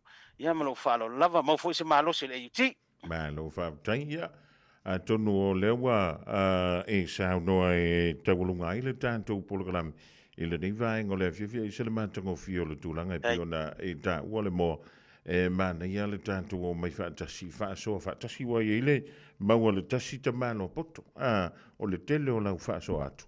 o le telefoni na o me te Ma, maua lia ma lava, e sila lia fia ai a e u mau o lona uiga e te alua ma o e le tuga mau le nā poto ma le nā toma ia e whaafela ma uma le moa ne ma ke fia whai manguia e le tātou o le ngangana ia o le nai ia e to au o le tātou o turu ia e o le tātou mai e tasi pe ona e vtalai pe sauna fo i le neivaenga le fiaf manu te leina le ngātu i le whai unga o le neiva yaso pa manuia le tua i le tautua ina o le pa ia ma le malu ia o alo matama whanau e mai se fo i tupu matamali o lo o anga i atu lea o ta wina le ina le tātou universite ia e ola le mātou i tūwai ia e wha soi fo ia mo le neivaenga le fiaf o le lei aftai ia le fionga ia le moa Henry Fesluai wa vela vo ia mafunga tambol moni now le onga le Auckland University of Technology ia pole AUT e fa pupu tuai ia le tanto wa fondo tangana e sele ta wol fontanga le sa away tuai le fionga ia le moma le fionga ia to sul ia mani si fo yo alo mantama fa na wa Samoa e le fondo tanga wa fa ngoina fa bea o le World Indigenous Peoples Conference on Education was ili mal lusu tausanga o le whatato e whai mai lei tonu o ni usila nei. Ia, o le tātou teimi ua toe lima ma le awha minute o Natalia o le tula e wha.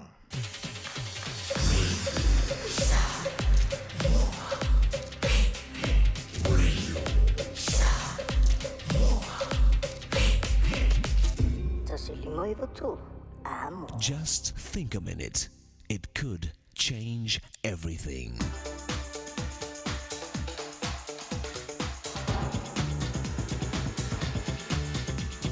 Think a minute. What's your problem?